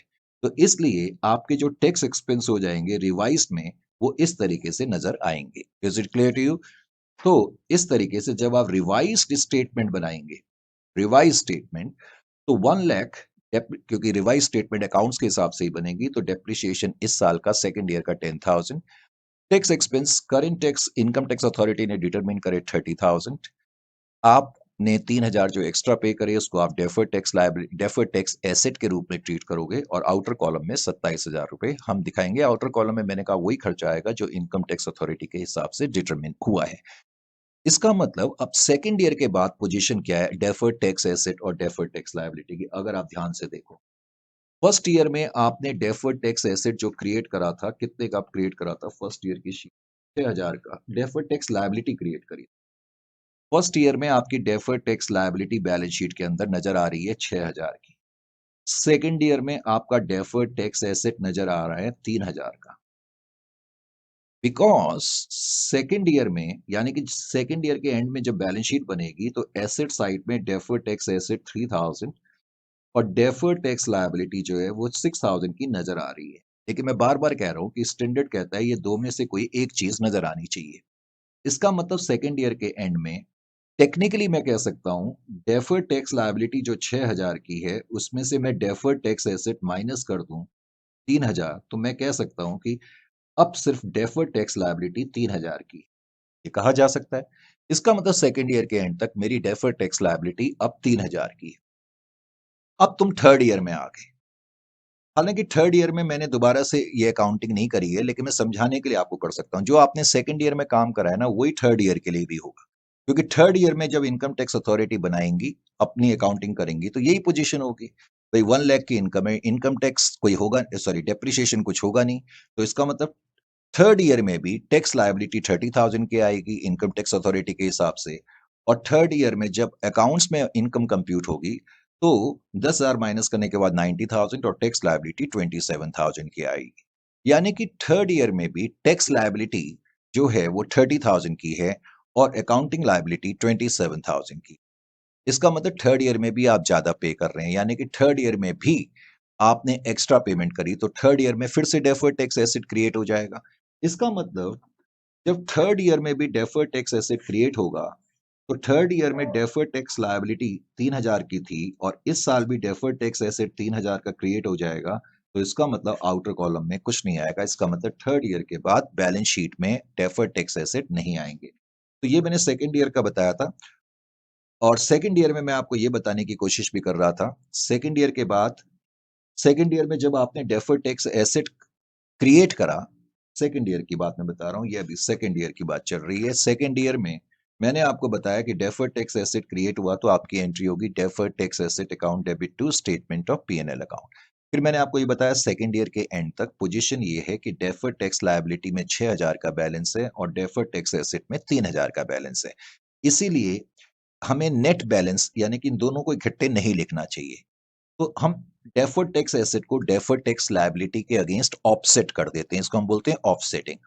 डेफर्ड टैक्स एसेट बिकॉज ये बड़ी फिगर है, ये छोटी फिगर है, इसलिए इसको ऑफसेट करेंगे। तो इसको मैं, ये कौन सा बैलेंस है, डेबिट बैलेंस है, इसको क्रेडिट करूंगा 3,000।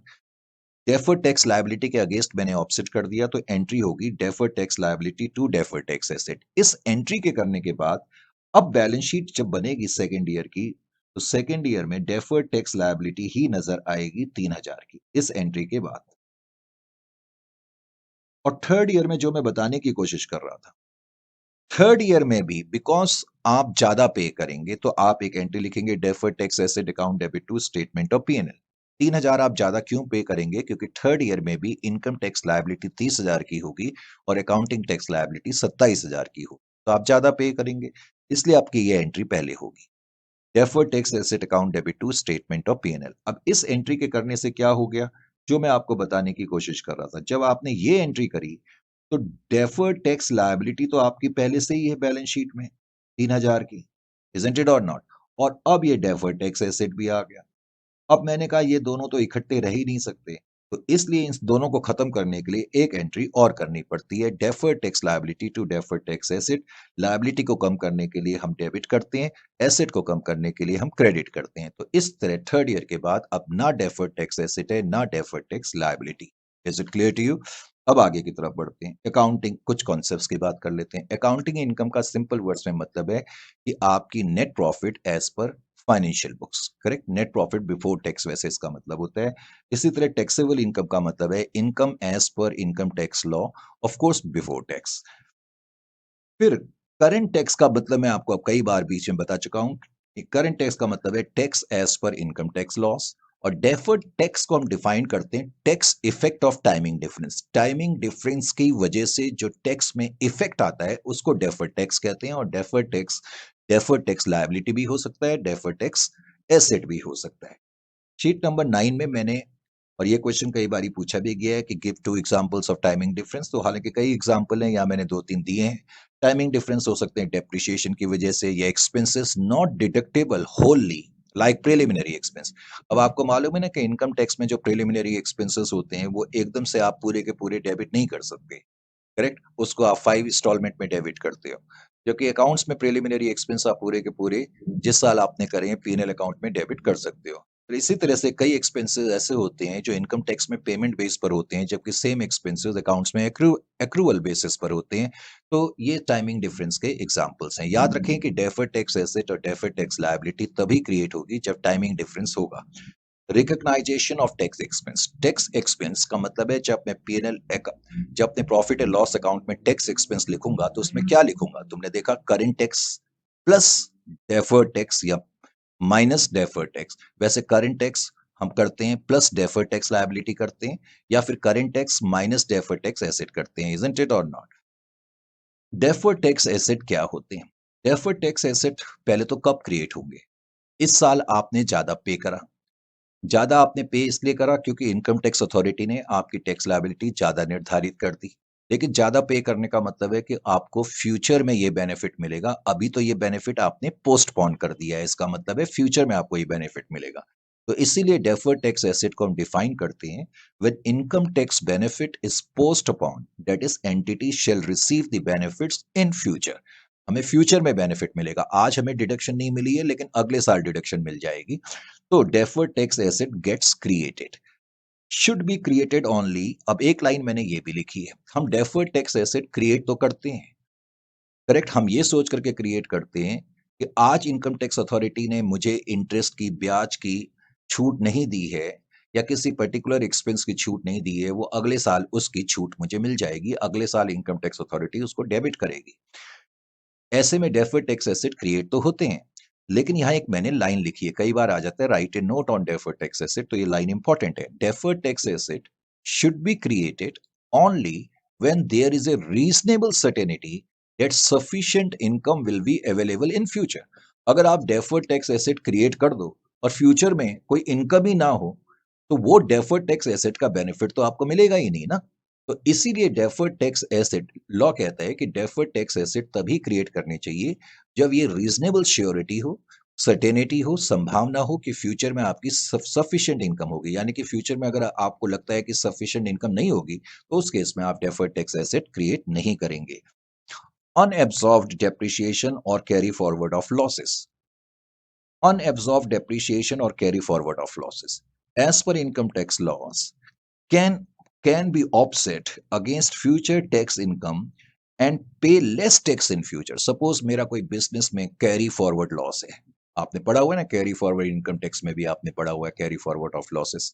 तो आप इनकम टैक्स अथॉरिटी क्या कहती है कि जो आपके लॉसेज है उनको आप कैरी फॉरवर्ड कर सकते हो और फ्यूचर में इनका बेनिफिट ले सकते हो। यानी कि फ्यूचर में इनकम टैक्स अथॉरिटी जब मेरी इनकम कंप्यूट करेंगी तो इन खर्चों को वो डेबिट करने की इजाजत दे देंगी, तो इसका मतलब मुझे इनसे फ्यूचर में बेनिफिट मिल सकता है। तो ऐसे में मैं डेफर्ड टैक्स एसेट क्रिएट करूंगा। लेकिन स्टैंडर्ड ये भी कहता है कि आप ऐसी सिचुएशन में जब आपके कैरी फॉरवर्ड लॉसेस हैं, उनके लिए आप डेफर्ड टैक्स एसेट तभी क्रिएट करें। अब ध्यान दें, यहां पर मैंने वर्ड लिखा है वर्चुअल सर्टेनिटी। जब यहां आपको सटीक संभावना है, पूरी संभावना है, ऑलमोस्ट श्योरिटी है कि फ्यूचर में आपकी इतनी इनकम होगी, जबकि यहां मैंने लिखा था रीजनेबल सर्टेनिटी। यानी कि डेफर्ड टैक्स एसेट जो टाइमिंग डिफरेंस के आधार पर आते हैं, जब हम उनको क्रिएट करते हैं तो रीजनेबल सर्टेनिटी होनी चाहिए, लेकिन अनएब्सॉर्ब डेप्रिसिएशन का भी फ्यूचर में हमें बेनिफिट मिलेगा। डेफर्ड टैक्स एसेट हम क्रिएट करेंगे, लेकिन ये हम तभी क्रिएट करेंगे जब हमें बिल्कुल ऑलमोस्ट श्योरिटी होगी कि फ्यूचर में इनकम होगी। स्टैंडर्ड ये पॉइंट भी कहता है और इस पे भी कई बार शॉर्ट नोट 2 मार्क का आया हुआ है।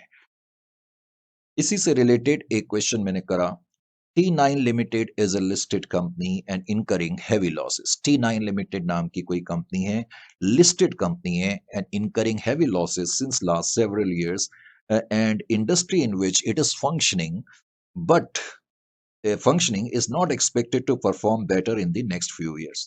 तो हमारे heavy losses जमा हो गए पिछले कई सालों से, बहुत सारे losses जमा हो गए, करेक्ट। और जिस इंडस्ट्री में हम हैं वो फंक्शन अच्छा नहीं कर रही है और अच्छा फंक्शनिंग के चांसेस भी नहीं है फ्यूचर में। While finalizing the accounts for the year ended 31st 3/21, the chief financial officer of the company decided to create a deferred tax asset benefit that would arise in future।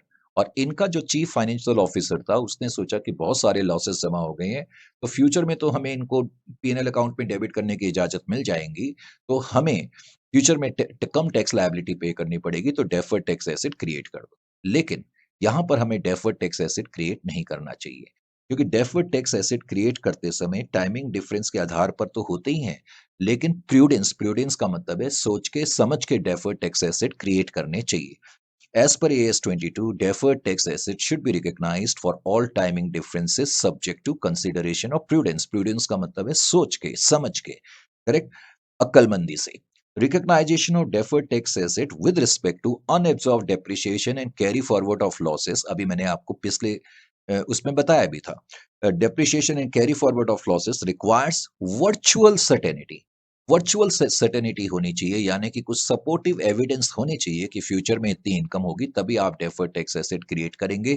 लेकिन इस question में जो facts दिए हुए हैं उसके आधार पर लगता नहीं है कि वर्चुअल सर्टेनिटी है, इसलिए एंटिटी को डेफर्ड टैक्स एसेट क्रिएट नहीं करना चाहिए, क्रिएट नहीं करना चाहिए।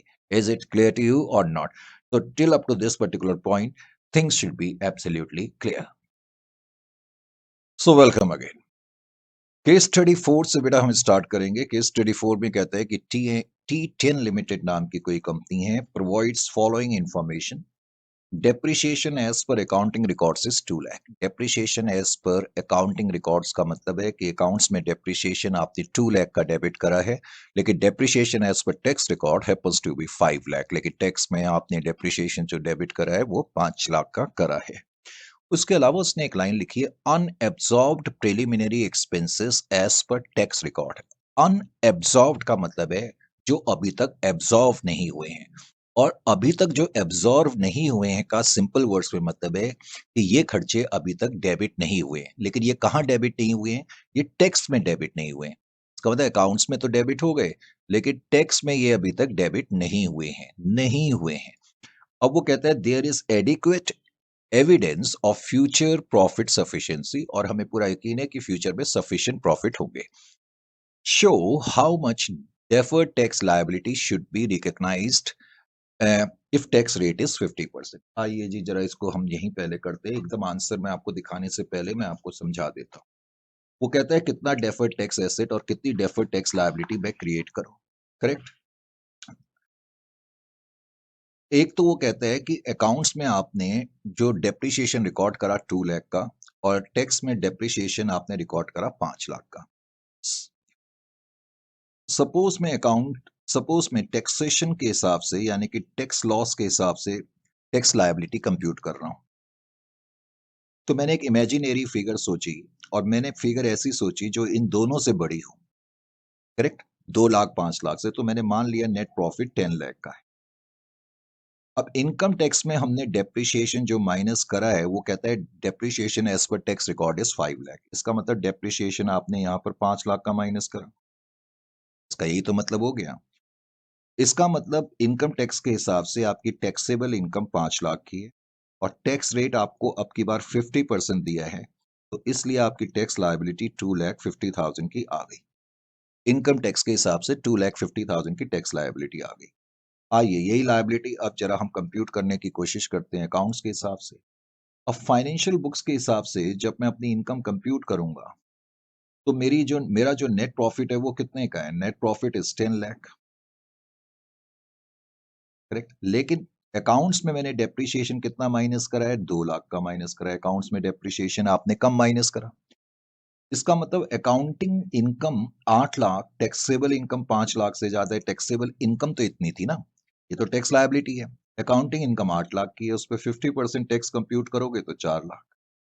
अब आपको ये पता लग गया कि अकाउंट्स के हिसाब से इस डिफरेंस की वजह से अकाउंट्स में इनकम आ गई 4 लाख, सॉरी टैक्स लायबिलिटी इतनी, और इनकम टैक्स के हिसाब से टैक्स लायबिलिटी इतनी।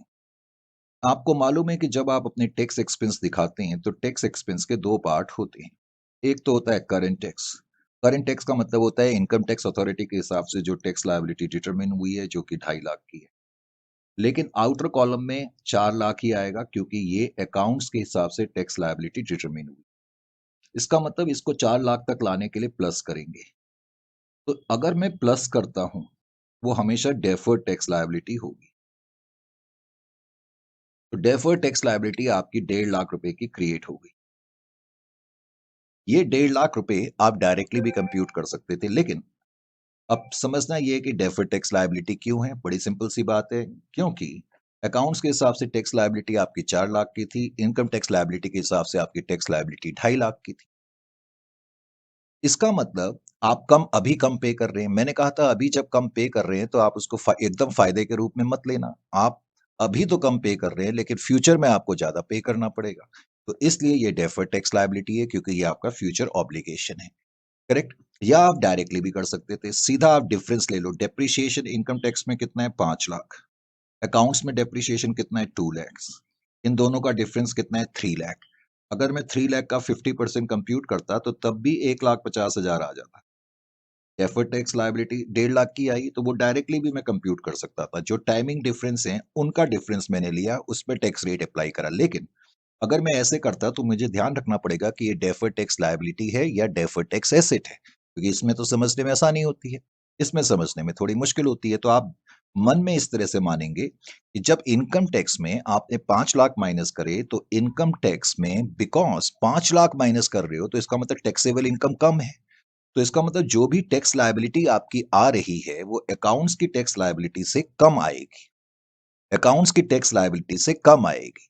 अकाउंटिंग टैक्स लायबिलिटी जो होगी, अकाउंटिंग टैक्स लायबिलिटी वो ज्यादा होगी क्योंकि अकाउंट्स में आपने कम खर्चे माइनस करे। जब भी tax liability accounting tax liability से कम होगी तो इसका मतलब है आप अभी कम पे कर रहे हैं। अभी आपको फायदा तो हो रहा है लेकिन फायदे को हमेशा आप डेफर्ड टैक्स लायबिलिटी के रूप में ट्रीट करके चलेंगे। आप डायरेक्टली भी कर सकते हैं। इसी तरह दूसरा पॉइंट था प्रिलिमिनरी एक्सपेंसेस से रिलेटेड।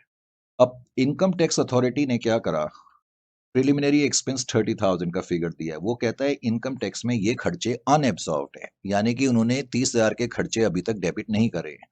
तो मैंने एक इमेजिनरी फिगर सोची, 30,000 से बड़ी फिगर सोची, चलो 1 लाख सोच लेते हैं। इनकम टैक्स अथॉरिटी के हिसाब से प्रिलिमिनरी एक्सपेंस उन्होंने 30,000 के अभी तक डेबिट नहीं करे हैं। नहीं करे हैं तो 1 लाख पे 50% टैक्स कितना हो जाएगा, 50,000 का टैक्स आ जाएगा। इजंट इट और नॉट? ये टैक्स आपका आएगा। यही चीज मैं जब अकाउंट्स में करूंगा तो अकाउंट्स में भी इनकम में 1 लाख की लिखूंगा। अब 1 लाख, लेकिन यहां मैंने प्रिलिमिनरी एक्सपेंस डेबिट कर दिए 30,000। इनकम टैक्स में अनएब्सॉर्ब्ड है, अकाउंट्स में तो नहीं है ना, तो उसका मतलब अकाउंट्स में आप डेबिट कर चुके हो।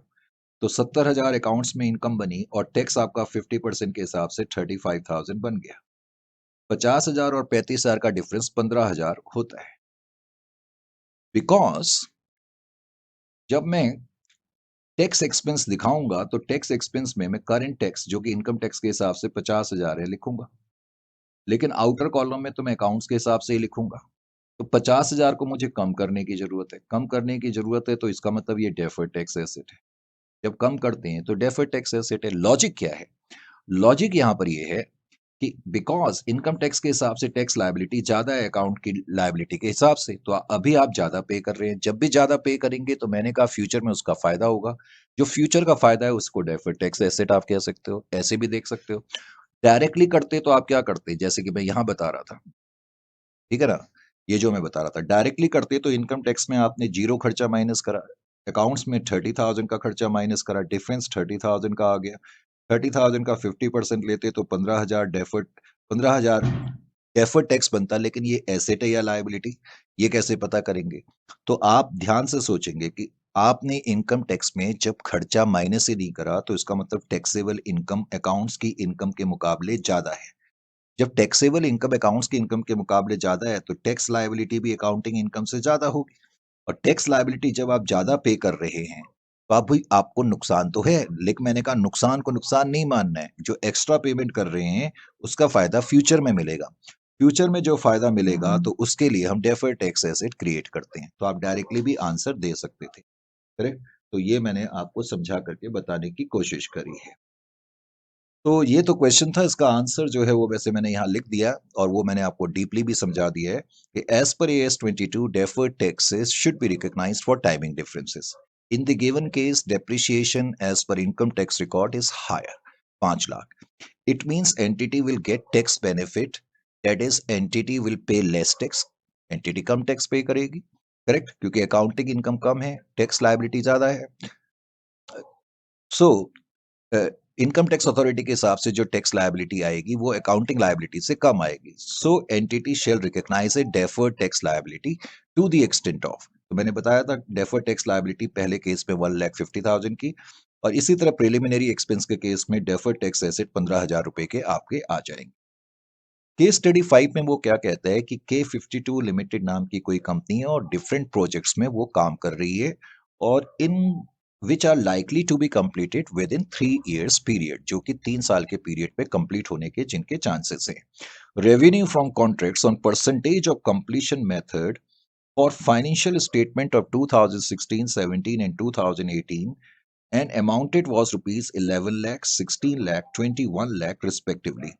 वो कहता है परसेंटेज ऑफ कंप्लीशन मेथड के हिसाब से फाइनेंशियल स्टेटमेंट का मतलब हमेशा होता है statements as per accounting, correct, यानी कि अकाउंटिंग फाइनेंशियल स्टेटमेंट के हिसाब से जो प्रॉफिट है 2016 में, 17 में और 18 में 11 लाख है, 16 लाख है और 21 लाख है। ये प्रॉफिट हम कंप्यूट कर चुके हैं, लेकिन फाइनेंशियल बुक्स के हिसाब से प्रॉफिट है और फाइनेंस में हमने percentage of completion method apply करके ये प्रॉफिट कंप्यूट करें। वो कहता है however for income tax purpose company has adopted completed contract method. लेकिन इनकम टैक्स में वो कहता है प्रॉफिट कंप्यूट करने के लिए हमने percentage of completion method use नहीं करा, बल्कि कंप्लीटेड कॉन्ट्रैक्ट मेथड यूज करा। और हमने जो इनकम रिकग्नाइज करी पहले साल में 7 लाख, जबकि अकाउंट्स में हमने पहले साल में 11 लाख की इनकम रिकग्नाइज करी है। इस प्रोजेक्ट में इनकम टैक्स में सेकेंड ईयर में हमने 18 लाख की इनकम रिकग्नाइज करी, अकाउंट्स में 16 लाख की करी है। यहाँ 21 लाख की करी, यहाँ 23 लाख की। तो ये उसने हमें बताया हुआ है कि डिफरेंट ईयर्स में हमने क्या क्या इनकम रिकग्नाइज करी है। इनकम टैक्स 35% है, compute deferred tax and liability. ये वही एनालिसिस जो मैं अभी आपको बता रहा था कि अकाउंट्स में फर्स्ट ईयर में आपने 11 लाख की इनकम रिकग्नाइज करी है, इनकम टैक्स में 7 लाख की करी है। सेकेंड ईयर में अकाउंट्स में 16 लाख की, इनकम टैक्स में 18 लाख की। अकाउंट्स में थर्ड ईयर में 21 लाख की और 23 लाख की इनकम टैक्स में। अब डेफर्ड टैक्स एसेट और लायबिलिटी कैसे कंप्यूट करेंगे? सिंपल है। ईयर वन क्या लिखा आपने? Taxable income. ये टैक्सेबल इनकम है। टैक्स के हिसाब से फर्स्ट ईयर में 7 लाख की इनकम है, आपने वो लिख ली। अकाउंट्स में लेकिन फर्स्ट ईयर में इनकम 11 लाख की आपने लिखी। मैंने यहां एनालिसिस कर भी दिया कि टैक्सेबल इनकम अकाउंटिंग इनकम से कम है। टैक्सेबल इनकम अकाउंटिंग इनकम से कम है, तो जाहिर है कि टैक्स लायबिलिटी अकाउंटिंग लायबिलिटी से कम है। अगर टैक्स लायबिलिटी अकाउंटिंग लायबिलिटी से कम है, तो टेक्निकली आप कम पे कर रहे हैं और यहां पर आपको फायदा है। मैंने बताया था जहां भी फायदा होगा वहां डेफर्ड टैक्स लायबिलिटी क्रिएट होगी, क्योंकि अभी तो आप कम पे करेंगे टैक्स लायबिलिटी, लेकिन फ्यूचर में आपको ज्यादा पे करनी पड़ेगी। तो आपने इन दोनों का डिफरेंस लिया 4 लाख, उस पर टैक्स रेट 35% अप्लाई करा, तो ये आपका डेफर्ड टैक्स आ गया और ये डेफर्ड टैक्स लायबिलिटी माना जाएगा। इसी तरीके से सेकेंड ईयर में आप आए। सेकेंड ईयर में आपने ध्यान से देखा कि टैक्सेबल इनकम जो है 18 लाख है, जबकि अकाउंट्स में आपने इनकम रिकग्नाइज 16 लाख की करी है। अब की बात टैक्सेबल इनकम ज्यादा है। टैक्सेबल इनकम ज्यादा है तो टैक्स लायबिलिटी भी ज्यादा होगी। तो इसका मतलब आप ज्यादा पे करेंगे।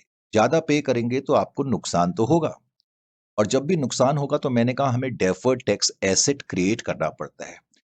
तो डेफर्ड टैक्स एसेट क्रिएट तो होगा, लेकिन उस डेफर्ड टैक्स एसेट के क्रिएट होने से क्या होगा कि जो आपकी डेफर्ड टैक्स लायबिलिटी है वो रिड्यूस हो जाएगी, क्योंकि अल्टीमेटली बैलेंस शीट में जब डेफर्ड टैक्स लायबिलिटी भी होगी और डेफर्ड टैक्स एसेट भी होगा, तो दोनों में से एक ही रहेगा ना।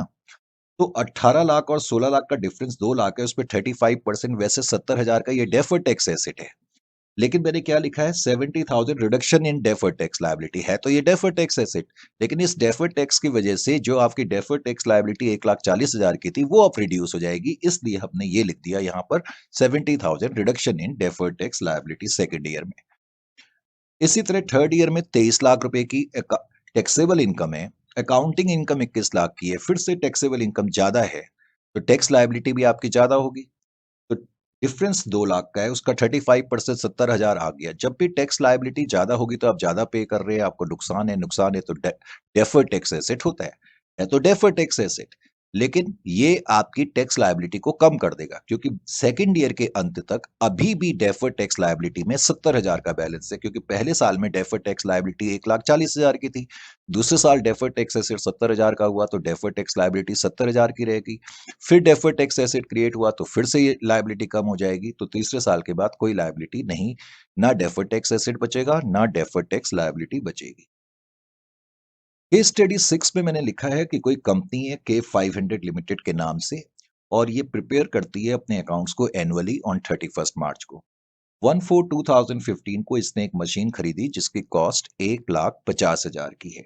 मशीन की जो यूजफुल लाइफ है वो 3 साल की है, और उसकी एक्सपेक्टेड स्क्रैप वैल्यू 0 है, यानी कि 1,50,000 रुपये पूरा डेप्रिसिएशन का होगा। फिर लिखा है कि although entity is eligible for 100% first year depreciation allowance for tax purpose, the straight line method is considered appropriate for accounting purpose. इसका मतलब है कि इनकम टैक्स में जो भी डेप्रिसिएशन है इस मशीनरी का, भाई मशीनरी की कॉस्ट 1,50,000 है तो टोटल डेप्रिसिएशन उसकी लाइफ का 1,50,000 होगा। अब वो कहता है कि इनकम टैक्स में तो पहले साल में ही आप 1,50,000 का डेप्रिसिएशन क्लेम कर सकते हैं, लेकिन अकाउंट्स में डेप्रिसिएशन स्ट्रेट लाइन मेथड पर आप करेंगे। अकाउंट्स में स्ट्रेट लाइन मेथड पे डेप्रिसिएशन, इसका मतलब 1,50,000 डिवाइडेड बाय 3, क्योंकि उसकी लाइफ 3 साल की है। तो अकाउंट्स में आप पहले साल में 50,000, दूसरे साल में 50,000, तीसरे साल में 50,000 का डेप्रिसिएशन क्लेम करेंगे। अब इसमें एक नई चीज आ गई है, वो कहते हैं substantively enacted tax rates for 2015, 16 and 18 are 40%, 35% and 38%। Substantively का मतलब होता है कि ये जो टैक्स रेट हैं, करेक्ट, वो कहते हैं 2015 के लिए सब्सटेंसिव का मतलब है ये अभी एकदम से बनी तो नहीं है, लेकिन एक्सपेक्टेड रेट यही है 40%, 35%, 38% इन 3 साल के लिए। 2015 के लिए 40% है, 2016 के लिए 35% है, 2018 के लिए 38% है। तो इनकम टैक्स अथॉरिटी क्या कहती है कि जब आप डेफर्ड टैक्स एसेट क्रिएट करते हैं या लायबिलिटी क्रिएट करते हैं, तो आप सब्सटेंसिव इनकम टैक्स रेट को कंसीडर करेंगे अगर वो आपके सामने होंगे। ये पॉइंट है, बाकी क्वेश्चन उतना मुश्किल नहीं है। As per AS 22, deferred tax assets should be recognized for all timing differences and should be measured using the applicable tax rate and the tax laws that have been enacted or substantively enacted on the balance sheet date. तो balance sheet की date को जो tax rate है हकीकत में या जो सब्सटेंशिवली हैं, तो उनका आप यूज कर करके डेफर्ड टैक्स एसेट और लायबिलिटी क्रिएट करेंगे। In the given case entity has got 100% tax benefit on depreciation in the first year itself. तो पहले साल में ही आपने टैक्स बेनिफिट ले लिया, hence accounting income will be higher. Account की इनकम जाहिर है टैक्सेबल इनकम कम होगी, क्योंकि टैक्स जब इनकम टैक्स अथॉरिटीज ने टैक्स लायबिलिटी कंप्यूट करी होगी, तो उन्होंने पूरे 1,50,000 माइनस कर दिए, लेकिन अकाउंट्स में तो 50,000 ही माइनस हुए, isn't it? So, in the first year itself, hence accounting income is higher than tax income. Tax liability is less than accounting tax liability. Because tax liability यहाँ पर कम है, जाहिर है, क्योंकि टैक्सेबल इनकम कम है, क्योंकि टैक्स में आपने ज्यादा खर्चे माइनस करे हैं। तो इसका मतलब पहले साल में आप डेफर्ड टैक्स लायबिलिटी क्रिएट करेंगे, क्योंकि इनकम टैक्स लायबिलिटी कम है। इनकम टैक्स लायबिलिटी कम है, तो इसका मतलब क्या हो गया कि अभी आप कम पे कर रहे हैं, लेकिन फ्यूचर में आपको ज्यादा पे करना पड़ेगा, तो एक डेफर्ड टैक्स लायबिलिटी क्रिएट हो जाएगी। करेक्ट? अब आप इसको इस तरह भी दिखा सकते हैं। 15, 16, 17 depreciation as per accounting records 3 साल में डेप्रिसिएशन 50,000, 50,000, 50,000 है, जबकि depreciation as per income tax record 1,50,000 का। करेक्ट? आप ऐसे भी देख सकते हैं। तो टाइमिंग डिफरेंस हम ऐसे भी कह सकते हैं, टाइमिंग डिफरेंस पहले साल में 1,00,000 का है, करेक्ट, दूसरे साल में 50,000 का है, तीसरे साल में 50,000। Is it clear to you? पहले साल में जो सब्सटेंसिव इन टैक्स रेट है 40% है, फिर 35% है, 38% है। टैक्स इफेक्ट, अब बिकॉज ये टाइमिंग डिफरेंस है, तो टाइमिंग डिफरेंस, ये जो टाइमिंग डिफरेंस का डिफरेंस है, उस डिफरेंस पे टैक्स रेट अप्लाई करने से डायरेक्टली टैक्स इफेक्ट आ जाता है। अब ये tax effect deferred tax asset है या लायबिलिटी, ये आपको पता करना है। तो पता करने के लिए आप आराम से सोचो कि टैक्स में आपने खर्चे ज्यादा माइनस करे, तो टैक्सेबल इनकम कम है, टैक्स लायबिलिटी कम है। टैक्स लायबिलिटी कम है तो आप कम पे कर रहे हैं, लेकिन जब भी आप कम पे करेंगे तो इसका मतलब फ्यूचर में ज्यादा पे करेंगे, तो इसलिए डेफर्ड टैक्स लायबिलिटी क्रिएट हो जाएगी। आपकी एंट्री होगी statement of PNL account debit to deferred tax liability. Liability बढ़ेगी तो हमेशा क्रेडिट होगी, और पीएनएल में हम बेसिकली प्लस करते हैं, तो इस तरह से हमारे खर्चे बढ़ रहे हैं, तो statement of PnL to deferred tax liability. आइए जी, अब सेकेंड ईयर में आपने 50,000 का डेप्रिसिएशन अकाउंट्स में तो आप क्लेम करेंगे, लेकिन इनकम टैक्स में तो कुछ नहीं करेंगे। तो इन दोनों का डिफरेंस 50,000 आ गया। जो डिफरेंस है उस पे सेकेंड ईयर में जो टैक्स रेट है वो आपने अप्लाई करा, 17,500 हो गई। अब आपको ये देखना है कि ये 17,500 डेफर्ड टैक्स एसेट है या लायबिलिटी है। बिकॉज अब की बार आपने इनकम टैक्स में खर्चे माइनस ही नहीं करे, तो इनकम टैक्स में जो इनकम है वो ज्यादा है अकाउंट्स की अपेक्षा। टैक्सेबल इनकम ज्यादा है, टैक्सेबल इनकम ज्यादा है तो आपको ज्यादा टैक्स पे करना पड़ेगा। ज्यादा पे करेंगे तो आप एक्स्ट्रा पे करेंगे, एक्स्ट्रा पे करेंगे तो हमेशा डेफर्ड टैक्स एसेट होगा। अब है तो ये डेफर्ड टैक्स एसेट, लेकिन मैंने क्या लिखा है, मैंने कहा बिकॉज ये डेफर्ड टैक्स एसेट है, तो आपकी डेफर्ड टैक्स लायबिलिटी अब कम हो जाएगी, इसलिए आप एकदम से डेफर्ड टैक्स एसेट लिखने की बजाय डायरेक्टली लिख सकते हैं reversal of deferred tax liability, क्योंकि बैलेंस शीट में डेफर्ड टैक्स एसेट और डीटीएल इकट्ठे नहीं आ सकते। तो इसलिए इस डेफर्ड टैक्स एसेट के क्रिएट होने से डेफर्ड टैक्स लायबिलिटी कम हो जाएगी। तो 40,000 में से 17,500 आप माइनस करेंगे, जो अभी बच जाएगा वो net balance deferred tax liability का बचेगा। तो एंट्री आपकी DTL to statement of PnL मैंने क्यों लिखी, मैंने आपकी बात डीटीए की एंट्री नहीं लिखी, क्योंकि डीटीए क्रिएट करने से क्या हो रहा है, डेफर्ड टैक्स लायबिलिटी आपकी कम हो रही है।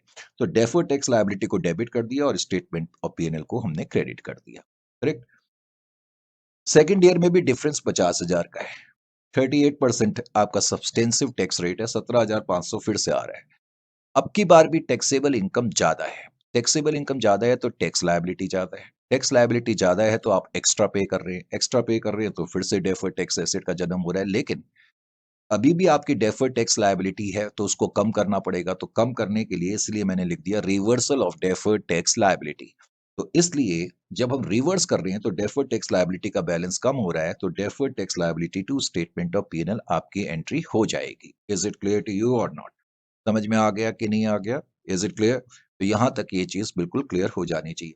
आप चाहो तो देखो, मैं आपको जो पॉइंट समझा रहा हूं ना, कहीं आप कंफ्यूज ना करें। एक सेकंड में थोड़ा क्लियरली इसको बता दूं। एक सेकंड। इट्स बहुत सारी हैं। देखो, सेकंड ईयर में वैसे तो डेफर्ड टैक्स एसेट है। फर्स्ट ईयर के एंड तक डेफर्ड टैक्स लायबिलिटी में 40,000 रुपए का बैलेंस है, ये हमें मालूम है। करेक्ट। डेफर्ड टैक्स लायबिलिटी में सेकंड ईयर में वैसे ही डेफर्ड टैक्स एसेट है। जब डेफर्ड टैक्स एसेट होता है तो आपकी एंट्री क्या होती है, deferred tax asset account debit to statement of PnL होती है। डेफर्ड टैक्स एसेट आप क्रिएट करते हैं 17,500। सपोज आप ये एंट्री लिख देते, सपोज आपने ये एंट्री कर दी। लेकिन अब क्या हुआ, बैलेंस शीट में डेफर्ड टैक्स लायबिलिटी भी नजर आ रहा है, डेफर्ड टैक्स एसेट भी नजर आ रहा है। तो इस डेफर्ड टैक्स एसेट को इस लायबिलिटी के अगेंस्ट खत्म करना पड़ेगा। तो खत्म करने के लिए मैं एंट्री लिखूंगा, डेफर्ड टैक्स एसेट को खत्म करने के लिए मैं क्रेडिट करूंगा डेफर्ड टैक्स एसेट 17,500, और इसको मैं डेफर्ड टैक्स लायबिलिटी के अगेंस्ट डेबिट कर दूंगा। तो डेफर्ड टैक्स लायबिलिटी 17,500 से कम हो गई। अब ध्यान से देखो, अब इन दो एंट्री में को मैं कैंसिल आउट कर सकता हूं, ये डीटीए है, ये डीटीए है। तो इसका मतलब नेट एंट्री क्या बच गई, DTL account debit to statement of PnL. यही एंट्री मैंने डायरेक्टली यहां लिख दी है, DTL account debit to statement of PnL. तो ऐसे भी आप कर सकते हो। करेक्ट। पॉइंट ये समझाने की कोशिश करी गई है।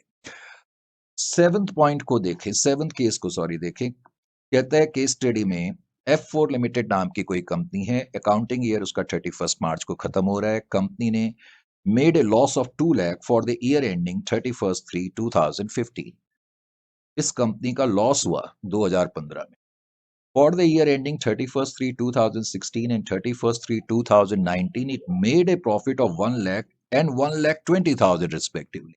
लेकिन अगले साल कंपनी का प्रॉफिट हो गया, कोई बात नहीं, अच्छी बात है। फिर है कि it is assumed that loss in a year can be carried forward for 8 years. लेकिन अगर कंपनी को कोई लॉस हो गया है तो कंपनी उसको 8 साल तक कैरी फॉरवर्ड कर सकती है, और टैक्स रेट 40% का आपको गिवन है। कहता है by the end of 31/3/2015 company feels that there is sufficient taxable income, and also in 2016 and 17 there is no difference in accounting income and taxable income except for carry forward of losses। Simple words में इस paragraph का मतलब हो गया, वो कहता है कि कंपनी को उम्मीद है कि फ्यूचर में टैक्सेबल इनकम होगी 31/3/2015 को, और वो कहता है कि इसके बाद के ईयर्स में जो इनकम है, उन इनकम में जो डिफरेंस है, वैसे तो कोई डिफरेंस नहीं है, लेकिन डिफरेंस सिर्फ कैरी फॉरवर्ड ऑफ लॉसेस की वजह से पैदा हुआ है। पहले तो क्वेश्चन का मतलब क्या है ध्यान से समझें, थोड़ा टफ क्वेश्चन है। 3 ईयर दिए, 31/3/2015, 31/3/2016 एंड 31/3/2017। उसने कहा अकाउंट्स में पहले साल में लॉस हो गया, नेगेटिव मैंने लिखा है। लेकिन उसने ये भी बताया अकाउंट्स में अगले साल 1 लाख की इनकम है, उसके अगले साल 1,20,000 की इनकम है। ये क्वेश्चन में गिवन है। क्वेश्चन में पहले तो जब अगर ये गिवन है और क्वेश्चन में उसने ये भी कह दिया कि अकाउंटिंग इनकम में और बिजनेस इनकम में कोई फर्क नहीं है नेक्स्ट 2 ईयर्स की इनकम में, तो इसका मतलब टैक्सेबल इनकम अगले साल 1 लाख की रही, सेकेंड ईयर में जो अकाउंट्स में रही, और वही इनकम यहां पर भी रही, 1,20,000, 1,20,000। पहले तो ये मैंने एनालिसिस करा। अब जरा यहां पर देखो, 31/3/2015, 31/3/2016 एंड 31/3/2017। बिजनेस लॉस मेरा 2 लाख का है, ये बिजनेस लॉस है, करेक्ट। अकाउंटिंग इनकम 31/3/2016 में 1 लाख की है और फिर 1,20,000 की, करेक्ट। अब इस बिजनेस लॉस को जब मैं एडजस्ट करूंगा, क्योंकि carry forward of losses allowed करता है इनकम टैक्स अथॉरिटी, तो देखो यहां पर टैक्सेबल इनकम। अब टैक्सेबल इनकम पहले तो ध्यान से देखें, अकाउंटिंग इनकम 1 लाख की है, ये 1,20,000 की है इस साल और इस साल की, और टैक्सेबल इनकम भी यही रही होगी, 1 लाख और 1,20,000, क्योंकि क्वेश्चन में दिया ही हुआ है कि इनकम में कोई डिफरेंस नहीं है, 1 लाख 120, 1 लाख एंड 1,20,000। जो इनकम अकाउंट्स में है वही टैक्स में भी इनकम है इस साल, इसी तरह 2017 में भी 120, 120। लेकिन जो मैं पॉइंट समझाना चाह रहा हूं, अकाउंट्स में पहले साल में बिजनेस लॉस हो गया। अब इस बिजनेस लॉस को हम कैरी फॉरवर्ड कर सकते हैं। कैरी फॉरवर्ड करने का मतलब है कि फ्यूचर में जो टैक्सेबल इनकम होगी, हम टैक्स, जब टैक्सेबल इनकम कंप्यूट होगी तो इस लॉस को हम कैरी फॉरवर्ड कर सकते हैं, यानी कि डेबिट कर सकते हैं। इस साल मेरा लॉस था 2 लाख का। अब क्या हुआ, अगले साल ये जो 2 लाख है, टैक्सेबल इनकम मेरी 1 लाख की है, तो इस 2 लाख में से 1 लाख का लॉस मैं इस इनकम के अगेंस्ट ऑफसेट कर सकता हूं। यानी कि बेसिकली देखा जाए तो 31/3/2016 में taxable income after adjustment of loss nil हो गई। समझ में आ गया। उसके अगले साल टैक्सेबल इनकम 1,20,000 की है, लेकिन बचा हुआ लॉस 1 ही लाख का है, क्योंकि 2 लाख में से 1 लाख तो मैंने एडजस्ट कर दिए, 1 लाख बच के वो मैंने एडजस्ट करा। तो इसका मतलब टैक्सेबल इनकम 2017 की 20,000 मानी जाएगी। अब आपको अब आप कैसे लेकर के चलेंगे कि अकाउंटिंग इनकम 2016 में 1 लाख है, टैक्सेबल इनकम निल है। ये इनकम 1,20,000 है, अकाउंटिंग इनकम, और टैक्सेबल इनकम 20,000 की। अब आप ऐसे लेकर के इसको सॉल्व करेंगे। तो वही चीज मैंने यहां फिर प्रेजेंट कर दिया आपकी सहूलियत के लिए। 31/3/2015, 31/3/2016, 31/3/2017। हम कह सकते हैं कि टैक्सेबल इनकम जो मैंने बताया अब निल हो गई, और 17 में पॉजिटिव 20,000 हो गई, जबकि अकाउंटिंग इनकम 1 लाख की हो गई और ये 1,20,000 की हो, करेक्ट। अब जरा समझने की कोशिश करो। 31/3/2015 में 31/3/2015 में बिकॉज मेरा बिजनेस लॉस था, भाई मेरा बिजनेस लॉस था 2 लाख रुपए का। इसको आप लिखना चाहते हो तो लिख लो, मैंने लिखा नहीं है तो लिख लेता हूं मैं। अकाउंटिंग इनकम, सॉरी, -2 लाख है। अकाउंटिंग इनकम 2 लाख है, और टैक्स में हमें कुछ दिया ही नहीं है तो हम जीरो मान लेते हैं सिंप्लिसिटी के लिए, करेक्ट। तो इसका मतलब टाइमिंग डिफरेंस 2 लाख का हो गया। इसका मतलब टैक्सेबल इनकम अकाउंटिंग इनकम से ज्यादा है। भाई जीरो नेगेटिव से तो ज्यादा ही हुआ ना। तो खैर, कहने का मतलब है टैक्सेबल इनकम अकाउंटिंग इनकम से ज्यादा है, नंबर एक। जब टैक्सेबल इनकम ज्यादा होगी तो हमेशा ध्यान ये रखना कि आप ज्यादा टैक्स पे करेंगे। ज्यादा टैक्स पे करने का मतलब है डेफर्ड टैक्स एसेट क्रिएट हो रहा है, पर कितना टैक्स पे करेंगे।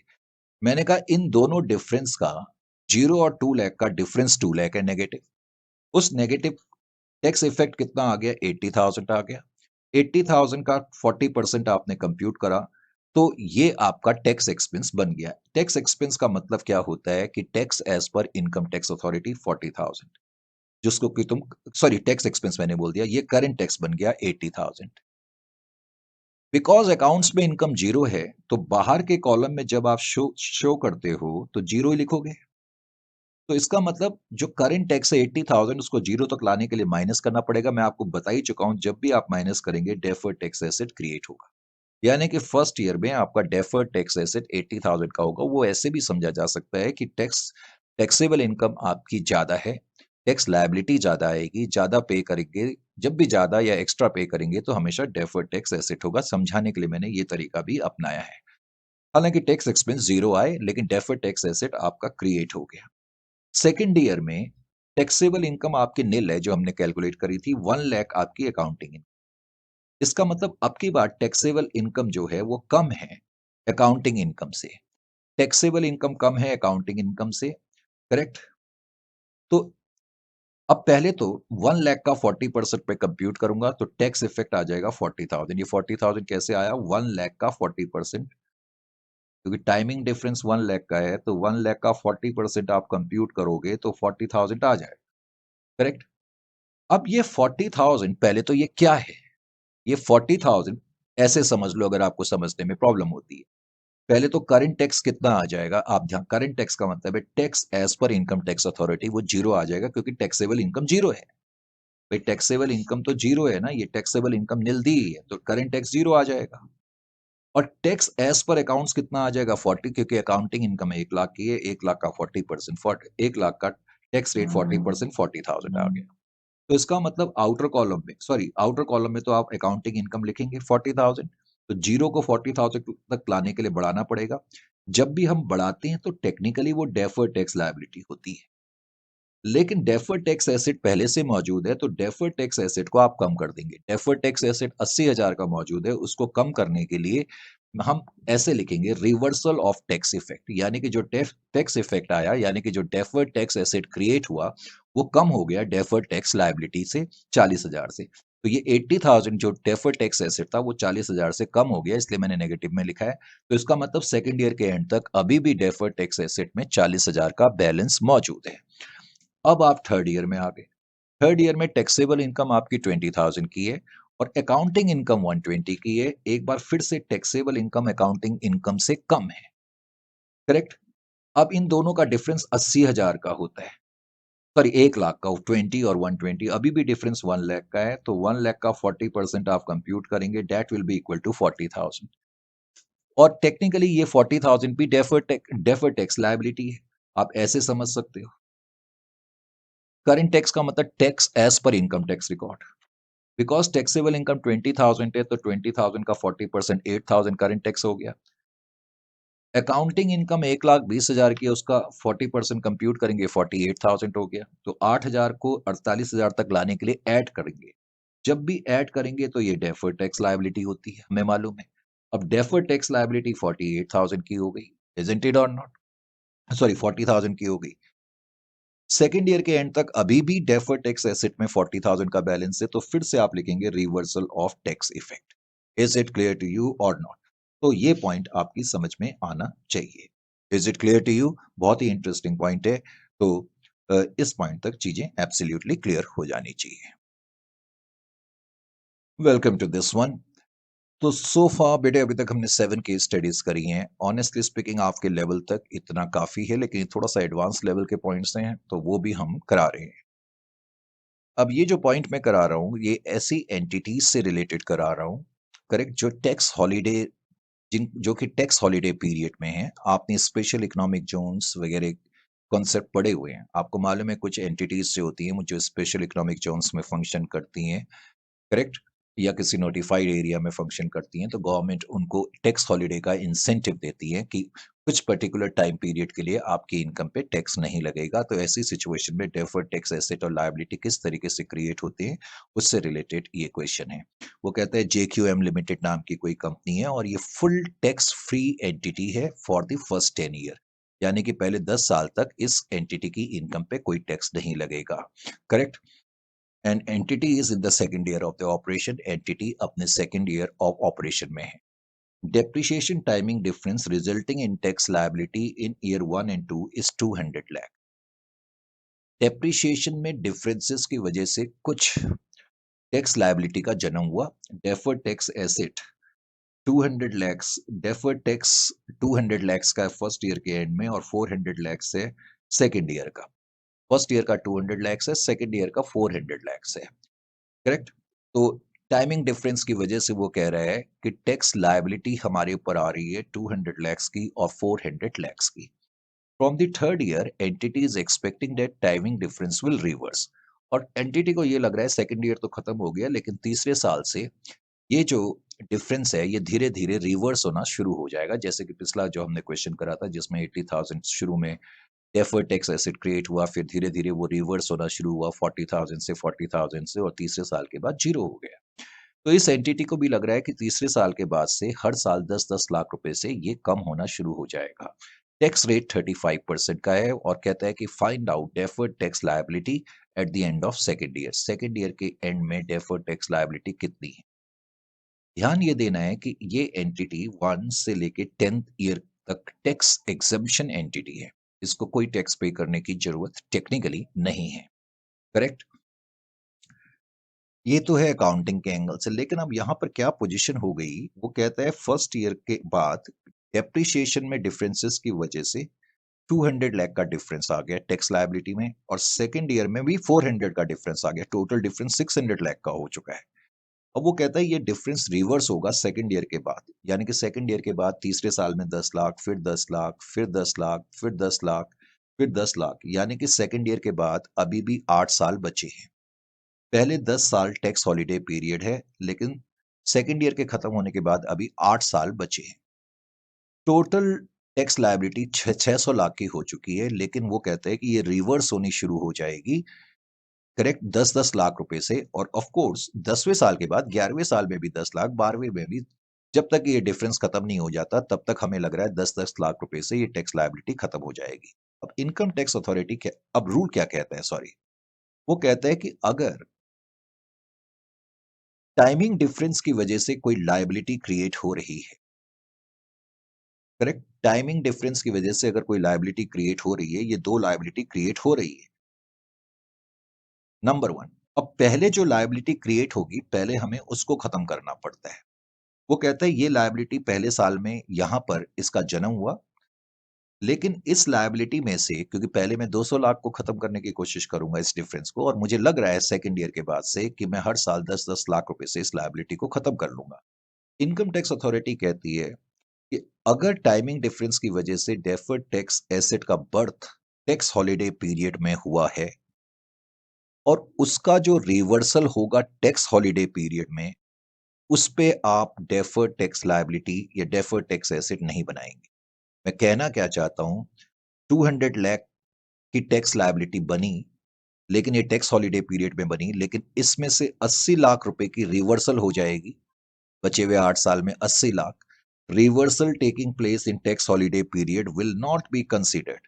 इसका क्या मतलब है कि जब बाद में मैं डेफर्ड टैक्स लायबिलिटी रिफ्लेक्ट करूंगा तो 200 लाख में से मैं 80 लाख को कंसीडर नहीं करूंगा, हमें उस रिवर्सल को कंसीडर नहीं करना है। अब बच गया 120। इसका मतलब टैक्स लायबिलिटी का जन्म यहां हुआ, 80 लाख तो इस पीरियड में रिवर्स हो जाएंगे, बाकी 120 लाख टैक्स हॉलिडे पीरियड के बाद रिवर्स होंगे। तो जो जो हिस्सा टैक्स हॉलिडे पीरियड के बाद रिवर्स होगा उस पे हम डेफर्ड टैक्स लायबिलिटी क्रिएट करेंगे, तो 120 की क्रिएट करेंगे। उसके बाद जो ये 400 लाख है, ये तो पूरा का पूरा रिवर्स 10वें साल के बाद ही होगा ना, इस 400 लाख पे भी 35% की डेफर्ड टैक्स लायबिलिटी क्रिएट होगी। तो कहने का मतलब यहां पर ये है कि as per AS 22, in case of tax free companies, no DTA और DTL is recognised in respect of timing difference that originate and reverse in the holiday period। जिनका जन्म हॉलिडे पीरियड में हुआ है और जो हॉलिडे पीरियड में reverse होंगे, उस पे डेफर्ड टैक्स एसेट और लायबिलिटी क्रिएट नहीं होगी। Correct. DTA or DTL is created in respect of timing differences that originate in tax holiday period but will reverse after the holiday period।